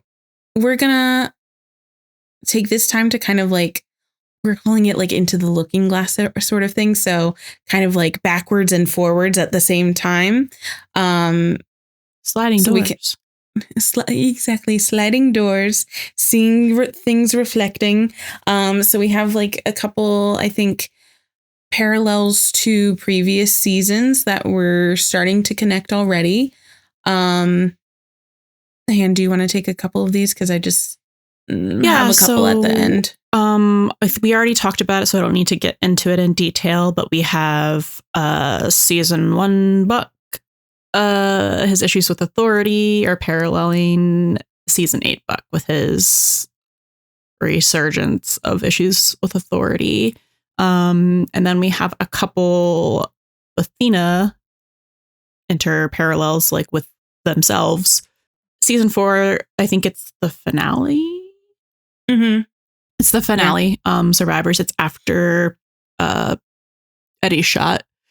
Bobby goes in to the building with the sniper. He gets shot, and Athena goes in, like puts on turnouts, and goes in and saves him. Mm-hmm. So I thought that was just like a nice little parallel where like, I mean, I don't want to like say save. They save each other. You know what I mean? Like no one is a damsel in distress who constantly like needs to be saved, because obviously they're both very capable people. But they're always, they like take charge to do the saving. Yeah. They're always going to go out of their way to help each other. And even if it means literally putting their lives on the line, they're going to do it. So we see that paralleled in this episode. And then we have one of my favorites, which is when Athena parallels Buddie. Oh, yeah. It's always so good when they can do that. I love it. So Bobby says to Athena, when he finally gets her, gets to talk to her on the phone, and she's like, haha, I'm not going to see you at LAX because we're going to be flying right over it. Tells him what's going on. And he just says, what do you need? And she's like, ha ha ha, do you have a runway? And no, then he makes it happen. But it's just literally, well, what can I do for you? And that is a direct parallel to season 7, when Eddie calls Buck over when after everything happens with Kim, and Chris has locked himself in his room, isn't talking to him, isn't coming out. And Buck comes over and he sits down, and Eddie's freaking out and is explaining like everything that happened. And Buck just goes, okay, I'm here. What can I do? So it's very much just, I'm in it with you. What can I do? How can I be here for you? How can I support you? And trusting the other person to like, one, tell you what they need, and also be able to like provide that stability. And having it be your go-to person, where like, Bobby was trying to reach Athena immediately, and Athena was trying to reach Bobby. And, the first person that Eddie thought to call was Buck. Buck immediately came running. Yeah. And kind of to that point, with the Bobby and Athena, when, Bobby is standing on top of the fire truck so romantically, and he sees the plane coming in for the landing, and he's like, I see you. And Athena, finally sees him through the windshield, and she's like, I see you too. And to me, that was very much giving Norman and Lola from Buck Actually 208, where we all remember Norman and Lola, like, see me, Norman. And I just wanted to say, I thought it was real funny how, twice now in 911, we've had a husband and wife couple stop traffic and on a very busy LA highway, just for the other to say, like, I see you, which I think is great. If you had I love that so much. We have so many nickels. We have a lot of nickels. We're rich now. I wish, but we need to start charging more than nickels. I think we should start charging like $10 for every time we have one of these. But you can't say I have two $10, I mean, just duplicate Buck. Copy paste. Okay. Continue. Bucks. Buck. It wasn't funny. Cool. That's fine. It's fine. Not everything is a winner. That's okay. I'm sure Meg is listening and laughing. So just imagine Meg, that was for you. And then I also thought there was kind of a parallel with Bobby being so involved in the Hollywood sphere of it all. And I kind of connected that back to dosed with Bobby and Taylor. Taylor wasn't really like Hollywood, but like that kind of entertainment industry sort of thing. He fucking hates it. Bobby was about to get hit by a camera, wasn't he? Yes. And he was just like, take me out, it's fine. Yeah. And Jesus, take the wheel. And I just think it's like so, cameras again, my number one enemy. Just think it's so funny that anytime like there's a camera involved, Bobby doesn't want to be around it. So there's probably something about, something about having stories being told that aren't necessarily like the truth, that kind of thing. I don't know. I want to see more of Bobby's hatred for like the Hollywood and entertainment industry and his like just absolute distaste for Taylor and what she was doing. And I feel like there can be a lot of overlap there. So I'm excited to see that because he's just like so over it. He does not want to be involved at all. This made me think of a meta or a callback. I don't know what it would be. But on Hot Shots, they have the firefighters that they call out, Sanchez and Jones, right? And that's paralleling like Sanchez, Diaz, and Jones is Oliver's actual last name. Which funny. Could mean They're nothing. so funny. Which could be nothing. Which could be nothing. Could be a little also, like wink, wink, nudge, nudge.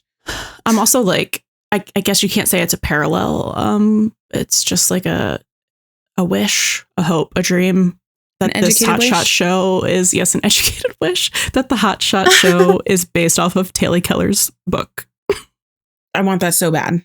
And Taylor Kelly back. Yeah. But like, let her be evil. Yeah. It's fine. We don't mind. And then I think the last thing I just want to point out, it's not necessarily like a season parallel, but our little superstar pilot, Jem, and his dad. Oh, and how that could be linked or parallel to Eddie and Christopher. This little kid who lost his mom and he and his dad are trying to, honor her memory sort of thing, but also like move on. I don't know. Sounds really similar to me. That's all I'm saying. So maybe it's I think is something to look out for. Maybe it's a sign of foreshadowing. Maybe Eddie should go to the lake with Christopher. Yeah. Wait, yes. Like, because Jem and his dad were going to Hawaii. Right. Because that was one of the mom's favorite places. Yeah. When Eddie goes to pick up Christopher, they can have their whole like my God, come together give at me the lake. A little chat with them, like on a rowboat or something. It'd be so cute. Okay. I love that idea. So that's I will say, like, I think it was kind of sort of missed opportunity to not have Eddie. I don't think Eddie was anywhere near Jem and his dad. Yeah. So kind of like missed opportunity to kind of. All you had to do was like show him looking at them and. I wonder if there'd be like a deleted scene or like a something left on the cutting room floor. Maybe. So I think those are like some parallels that we've been seeing so far. We can take a brief look at what's coming down the pike in the next couple of episodes. So like when we do our next little like special season 8 installment, we'll be covering 804, 805, 806. So 804 is No Place Like Home. So we're still going to be expecting a lot of Wizard of Oz references. And we do have a synopsis for that. It's when it finally looks like Hen and Karen may get their foster license back, they are hit with another obstacle. Meanwhile, the 118 races to the aid of the cheerleader involved in an infield collision. I think when we release this episode, it will have already been out. Might have already aired. But that is literally all we know about 804. That's it. That's all we know. And then we have 805, which is, I think, being marketed as the Halloween episode. Mhm. And I think ABC is doing like all of their Halloween episodes that week. So like, we don't know a lot about this one either, but the synopsis is the 118 is once again working on the spookiest night of the year and missing out on all the tricks and treats. Meanwhile, Buck's Halloween decorations become a little scarier than he had hoped. Which I think everyone is kind of like crossing their fingers, the being loft like, down. burn the loft. Because it always comes back to any burning little the loft. crumb where we can imagine it happening. We're like, do it, do the thing, do it. Just, I think at this point it's a little bit for kicks and giggles, but it's also like, but actually though. And then I think the only other things. Oh, and then for 806, at this point in time of recording, we know absolutely Just nothing. We don't have a title. We don't have a synopsis. We got nothing. It's supposed to be an Eddie heavy episode. We know that 5 is supposed to be Buck heavy and 6 is supposed to be Eddie heavy. Do we even have an air date? No, not yet. We don't have a confirmed air date. We only know there's not an episode on Halloween. We don't know it will either when be it's coming back. ABC can either do like the funniest thing imaginable and air it on November 7th, please. aka election week, or it'll be please. afterwards. So basically, other than that, the only things we know about episodes 5 and 6 is that 5 is going to be a really big episode for Buck. And Oliver has talked a little bit about it. What? Big episode for Buck, but silly, goofy, basically, is how he's described it. Yeah, I have the quote here. So a big episode for Buck, silly, goofy. He's excited to have some funny moments, and there will be some moving moments, and it will lead to a big movement in Buck's life. And everyone's like, movement? Buck loft? Burn down? And then, oh my God. And then literally he's the only sending thing us signals, okay? he is Easter egging us a la Taylor Swift, okay? It's fucking, he's done it before. Tim Minear and Oliver Stark went to the school University of Taylor of Swift to terrorize their fans. They majored in Taylor Swiftification. And then literally the only thing that we know about 6 is that it is more of an Eddie-centric episode. And Tim Minear has said that Eddie has to communicate with himself. It's time to take a look in the mirror, literally and figuratively, and probably ask himself why the mustache. And specifically, there is a reason behind the mustache that will be revealed in episode 6 that Tim has gone on record and said is one of, I think, his favorite scenes that Ryan has shot ever. So terrifying, scary. Can't wait for it. Can't wait to collapse. Also, correct me if I'm wrong. I believe Oliver said that there is a buddy scene where like they don't really say anything, but I don't know what episode that is. I don't know what episode that is in either, but I'm assuming it's in one they've shot. So that would be 4 or 5 or 6. 4 or 5 or 6. Yeah. Because when he did that interview, it was like a couple weeks ago. Mm-hmm. So they wouldn't have even started 7 yet. Yeah. So we're getting what was it? It was like, there's a buddy scene where they don't really say that much, but it still says a lot. I think it was something like that. He's being there for him through the whole Christopher thing. Oh, it was like comfort. Yeah. It was like find comfort without really saying. Yes. Which is what we've seen at the end of the season 7 finale. Mm-hmm. And also like what we've been talking about since like the beginning of our coverage of season 2, like that, what was it? I think in like 202, we were talking about like how one or the other is kind of like that like sigh of relief, that like sigh of relief, that like quiet place that they can reassurance kind of go to. Mm-hmm. So, which is so funny actually, because I was reading not really one of the articles that came out before 704 aired, before Buck Bothered Bewildered came out, And Oliver was talking about how like something was going to happen for his character where he finally gets to like breathe a sigh of relief. Mm-hmm. And we were like, is he listening? I mean, it was like a year ago, but yeah, I just the like ones that are recent. I was like, yeah. Hello, is that not exactly what we've just saying? Put out? Yeah, but they are, and they're very much like, you know, able to be there for each other a lot that we see where they don't talk a lot, you know, but still that comfort, and support. Even they don't have to communicate verbally; they just know, and that's what we've been saying the whole time. So that's what we have to look forward to. We will probably be in shambles after 806. Can't wait. We don't even know when our episode for that will come out because we don't know when 806 is going to happen. Yeah. And it'll be 2 weeks after that. But trust that we'll be absolutely insane. We'll be insane. No matter what happens, we're going to be off our rockers. So look forward to that. Should be super unhinged and normal. If it's during election week, I don't think I'll be a functioning human being. No. If it's just as insane as we're thinking it's going to be. It'll be 2020 like round 2 Electric Boogaloo.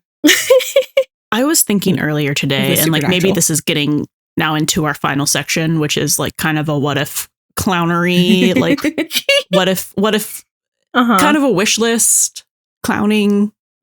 What if this is what happens going forward? But I was just thinking it would be the sweetest fucking reward, vindication.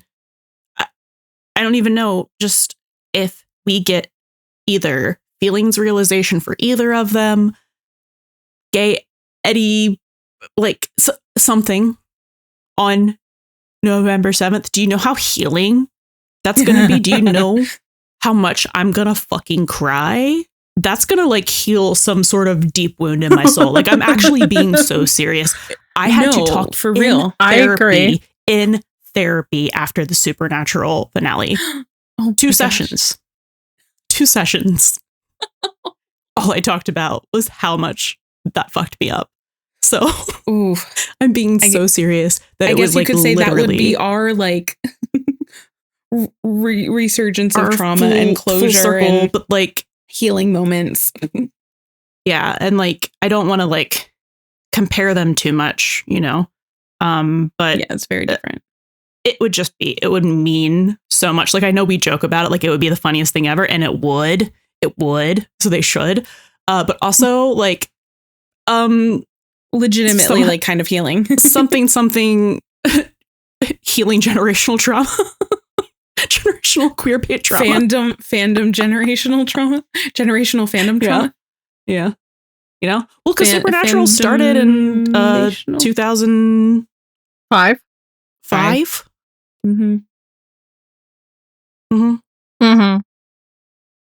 Almost 20 years ago. Jesus fucking Christ. Okay. I was not watching it for that long, but like close. The thing that I'm most looking forward to, and I actually don't even care how this happens. Just that it happens. Just that it happens. And I actually don't even think I care when it happens because I know it's going to happen. So like, I know everyone's like, it needs to happen now. And I'm like, listen, it's going to be great, whatever they do. But, oh man, I am so looking forward to Buck Tommy Bones. Oh God. Like, oh my God. It's going to taste so good. Sweet victory. It's going to be literally the Super Bowl. It's going to be the Super Bowl on that watch. I'm going to be up. I'm going to be screaming. Anyway, it's going to happen. I don't even need to talk about the ways that it could happen because I don't care. It's just so obvious. There's just so many ways that it could happen. He is a plot device. I don't know how to tell you and explain to you that he's a plot device if you don't already understand. It's bad enough that we haven't even referenced him by name, at least right now. I think I did. I think I said Tommy Kennard earlier. No, I meant right now. You said Tommy Bones. Oh, well, we said Buck Tommy Bones, but yeah. Hashtag that man. I don't mind the nicknames. I don't mind saying his name. Like, I don't think it's like a taboo. Like, he's got to fucking speak the name, conjure the being Voldemort situation. No, but I mean, like, he's like not a character that's even like worth talking. Like, you know what I mean? Like, worth referencing, giving him a name. What do we know? He's just that man. Helicopters. He wants Buck's life. He wants Eddie. He wants that cookie too. So like, what else do I know about him? Other than that, he thinks Buck is hot and likes having sex with him. Like, and was in the army and is basically just a mirror for Eddie. That's it. Like a surface level mirror. Sure. Yeah. That's it. Yeah, that's all I know. I just advice to help bring in Gerard. I know it's going to end. I don't care if it ends because Buck realizes his feelings. I don't care if it ends because Buck realizes that Tommy's a piece of shit. I don't care if it ends because Buck realizes that he deserves better. Like, literally, or all of the above at the same time. There's so many ways that he can be used as a plot device. Do all of them. I don't care. Go off. Have a great time, Tim. Go off, King. For real. No, there's literally no bad way to do it. He is a plot device. And however Dad has decided to implement the plot device is going to be great. Yeah. And it's like, listen, I'm not even trash talking him. I'm just stating facts and stating that he's a plot device. What it is. Sorry. Anyway. So we already kind of mentioned like feelings realization and like gay Eddie realization leading to Buddy. Right. It's going to happen. I don't know that like the Buddy of it all will happen in this season because I kind of want a little bit more like angst and pining. I don't want it to happen in this season. I do want build up. Give us the slow burn. I want build up. Like, I don't care if it's already been 7 seasons. Do you know what would be hilarious? With like pining. Yes, I want that. But like, you know, it would be hilarious because I love suffering. Oh God. Is if we get a cliffhanger of some sort of confession or some sort of moment where you're like holding your breath to see what's going to happen. Cliffhanger. I hate those so much. For the finale. Oh my God. It would be so good. God. What? And give Tim the opportunity to time jump like 3 months later, and we're just like, don't do that. No, don't time jump. See, that's why I wouldn't want like a cliffhanger at the end, because then we would miss out on some of the best parts about like the beginning of that relationship, kind of like how we lost out with the beginning couple of months with Bobby and Athena. And it's just like, I think we really need and we deserve to see that develop. I don't think like it would be the same thing though. Listen, I don't think he's going to do this. I just think it would be great if he picks it right back up, because it's a much different situation for Buck and Eddie than it is for Athena and Bobby, because they weren't, of course, like they were friendly. Like they saw each other at work. Yeah, they had a mutual friend. I just want to see like all of those firsts like together, and like how there's no way that they transition from, you know, like platonic to like romantic. I just think that there's no way that they would not like milk every second that they could out of, you know, what is one of the biggest draws for like new audiences and old fans. You know what I mean? This is like scripted television when you have a really, really good will they, won't they? You want to draw that shit out. And then when they finally get together, you want to see all of it. Yeah. But I do love the classic cliffhanger of like a confession or a kiss.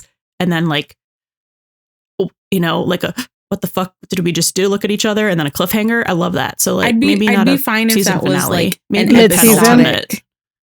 Yeah. Like a mid-season or an episodic cliffhanger where we get something like the next week or a couple weeks in, but I wouldn't want that. Like that would be fine for me, but I don't want that as like the season season that finale. hiatus would be unbearable. I don't.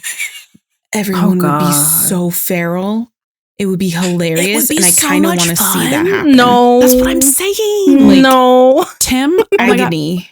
Tim, I do not listen to her. She's crazy. Mr. Chaos Demon. He is a fucking. He loves to like just stir the pot and then like turn his phone off and go to sleep in front of you soundly, knowing that he has turned us into feral little creatures. Let me check my phone. I think that feeds him. It does. like the Monsters Inc. laughs and screams feed. Oh my god. Feed the monsters in Monstropolis. Okay. You got it. There's that Disney reference. Hey, he's on ABC now. It's fine. As far as feelings, realizations, I have preferences, but again, I don't really care. Like, I don't care because I know it's going to be good. It's going to happen. I would prefer if Eddie realized first. I would prefer that to sit with it. Yeah. But if he, because I want that jealousy and possessiveness because juicy. It's so good, right? And it's already there, even without him realizing his feelings. So just imagine realizing his feelings. It would be so good. Yeah. But yeah, I don't care. I have a preference, but I don't really care. Just that it happens. Just like general wish list check. I kind of want them both to realize at the same time, but like pining. But think the other one doesn't feel the same way. Obviously, the mutual pining, or that they can't because they're friends. Requited, unrequited. Like one of them's going through something right now, so it's like don't want to rock the boat. Yeah. It's the pining, mutual pining, slow burn angst that like is so delicious. That would be peak television to have an episode like parallel, either the same or like, I don't know, 5 and 6, something like that, where they both realize at the same time, and then we get the rest of a season of them being even bigger idiots than they've been for the past. That would be my kind of optimal scenario, is like just to have that simmering. Oh my God, again with and then eventually it boils over. So like that could be possible with this season with like the whole like, you know, simmering boiling with Buck and stuff. So it's about the yearning. It is about the yearning. I'm big on yearning. Yeah. That's my thing. Yeah. Oh. Okay. What about? And I'll say one more, not buddy related. I'm skipping over this one. So I've mentioned it before and I'm going to say it again. I want the whole, I need Eddie to go and get Christopher. I need him, whether it be a road trip, he takes a plane or whatever, he goes to Texas and gets Christopher. And basically what I just said, like literally, I don't know, 10, 20 minutes ago, where, you know, they can have their, you know, their moment at the lake, repair that relationship. I also take me to the lake. And it's either Buck is waiting for them or Buck goes with them or follows them there. So one or the other. I'm okay with both. I think at first I was like, Buck has to go. Regardless. Yeah. Like he'll drop everything, even Tommy. And Tommy's just like, so I don't know. But I'm good with either. Like, what if Eddie is like, I'm going to go get him, I'm leaving tomorrow. And Buck's like, okay. And then Eddie goes to leave his house and Buck is there waiting for him. Pick him up. Yeah. At the driver's door of the truck. Yep. Yeah. Need that. Because Eddie can't drive the whole way to Texas. He's a passenger princess. Of course he can't. Yeah, but that would also like really underline the whole like they're very much like parenting partners. I don't know why I said it weird like that. Co-parents? Partners in co-parenting Christopher, which is kind of like where it's aligning Buck already. And contrary to, I think, like some belief, I don't think we're going to get any of that in There's No Place Like Home, which I know had like some potential because of the whole Wizard of Oz. Like, there's no place like home. There's no place like home. I don't think that's happening yet. I think we might see some sort of homesickness, hopefully, in whatever capacity. But yeah, that, yes. So, yes. Along those lines, since we're there, I would like Eddie to tell his mother specifically, oh yeah, to fuck off. I want him to call her out for how she has treated him. I just need him to have a conversation. And it can be any level of aggressive. He could be calm. Level? I don't care. Like, I need, oh yeah. Oh my God. Yes. And that would be such a great parallel to have Eddie like confront specifically his mom, because I think he's kind of already made a little bit. You think I'm not equipped to be a parent? I've been a parent since I was 10 years old. Like, it would be such a great parallel, right? Because you think my job is dangerous. I have walked through fire every day, right? Exactly. Yeah. Yes. Oh exactly. God. That would be so great. And that would just be like, put us in the production room, Tim. Would be a fantastic parallel. People would not stop talking about that forever, because it's just because that helps with like what we've been talking about with like season 2 is like the self-actualization. So if Eddie is able to do that, once he's kind of like been working on healing like that, those parts of himself, to even like stand up for himself like this and to say like, no, I am enough to be Chris's parent. I know what's best for him, and you're never going to take him away from him again. It's going to be that same self-actualization that we saw that Buck had with Buck Begins in season 4, not 5, like I think I said earlier. And it chef's kiss, delicious. Like, I need that now. I also want him to have like a parallel. I mean, obviously not a direct parallel, because I really hope that Eddie doesn't have a coma dream. But I would love some dream sort of parallels, right? Maybe, or whatever priest, whatever whatever clownery we're cooking up. I don't care how it happens, but he's working through figuring out who he is, and he's supposed to learn to love himself, right? That's what we keep hearing from Ryan, from Tim. So I want a parallel where he's like, I am enough, and it's not okay that my parents have always treated me like I wasn't. And I am not going to let my child be with people who made me feel like that, who could potentially make him feel like that. Like, I just want. Which is also just such a great, like, parallel to him and Buck. It's just like they're such perfect compliments for each other. It's just so good. Chef's kiss. Getting worked up. It would be so good. So I would love to see that. I just someone needs to yell at Helena. If it's not Eddie, it could be Buck. It could be Christopher. Oof. Oh my God, that would be great. Listen, someone needs to tell this bitch off.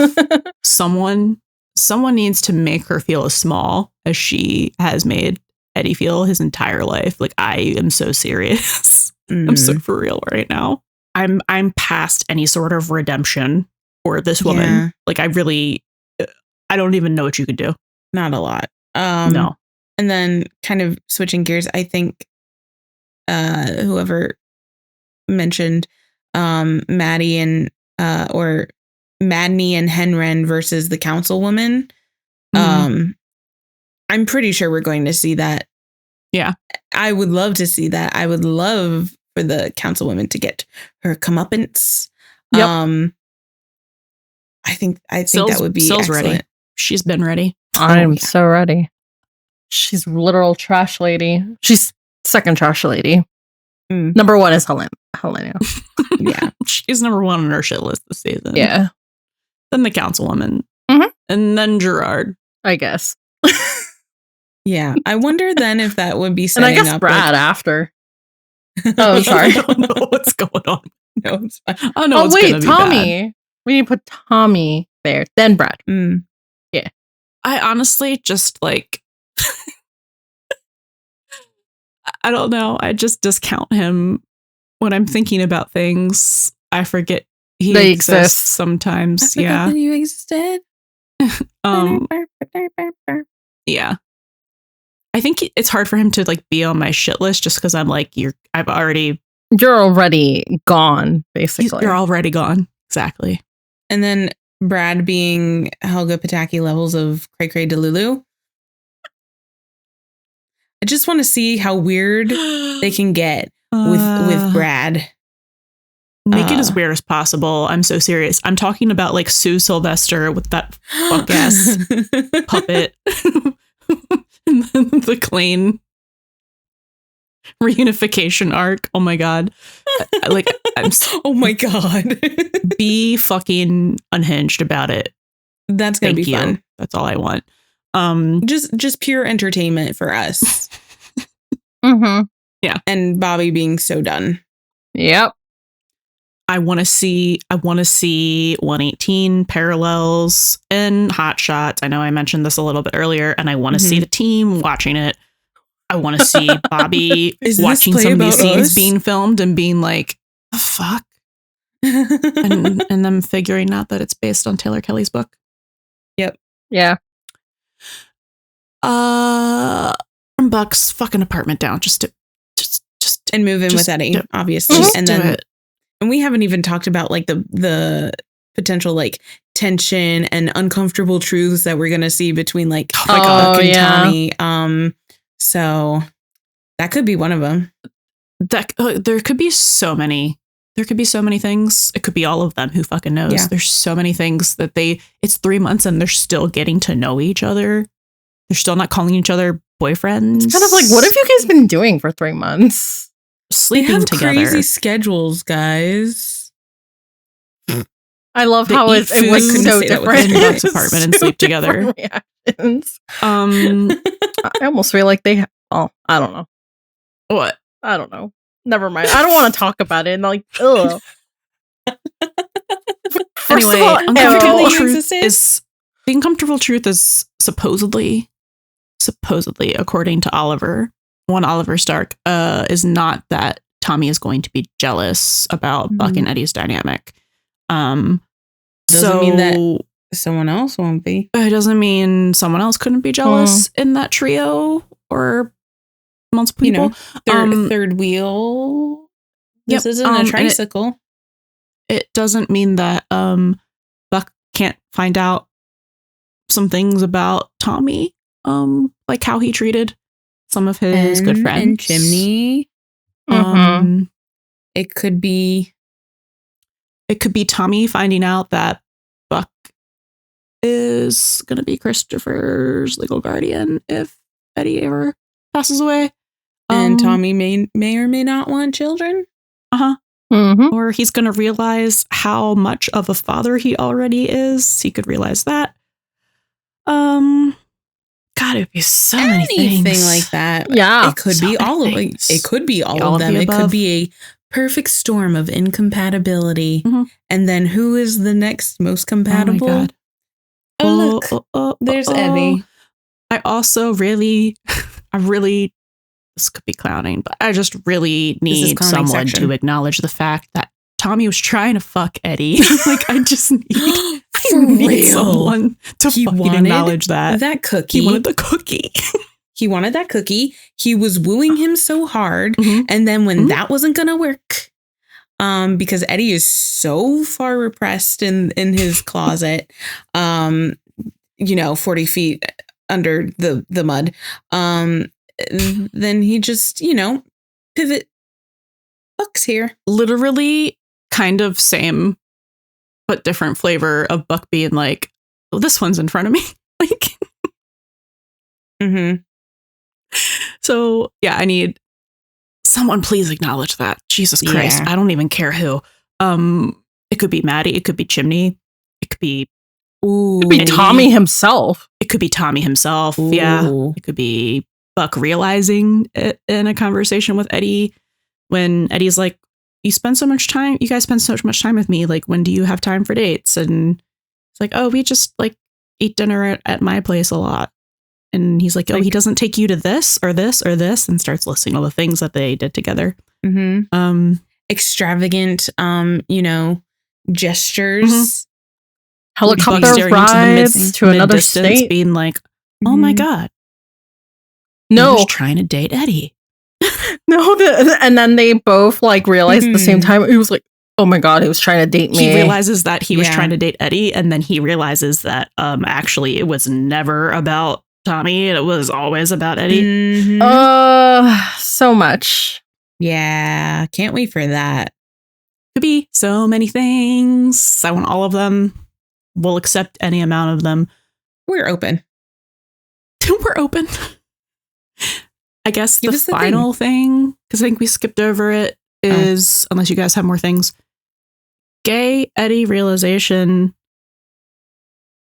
How is it happening? Again, I don't care. I just want it to happen.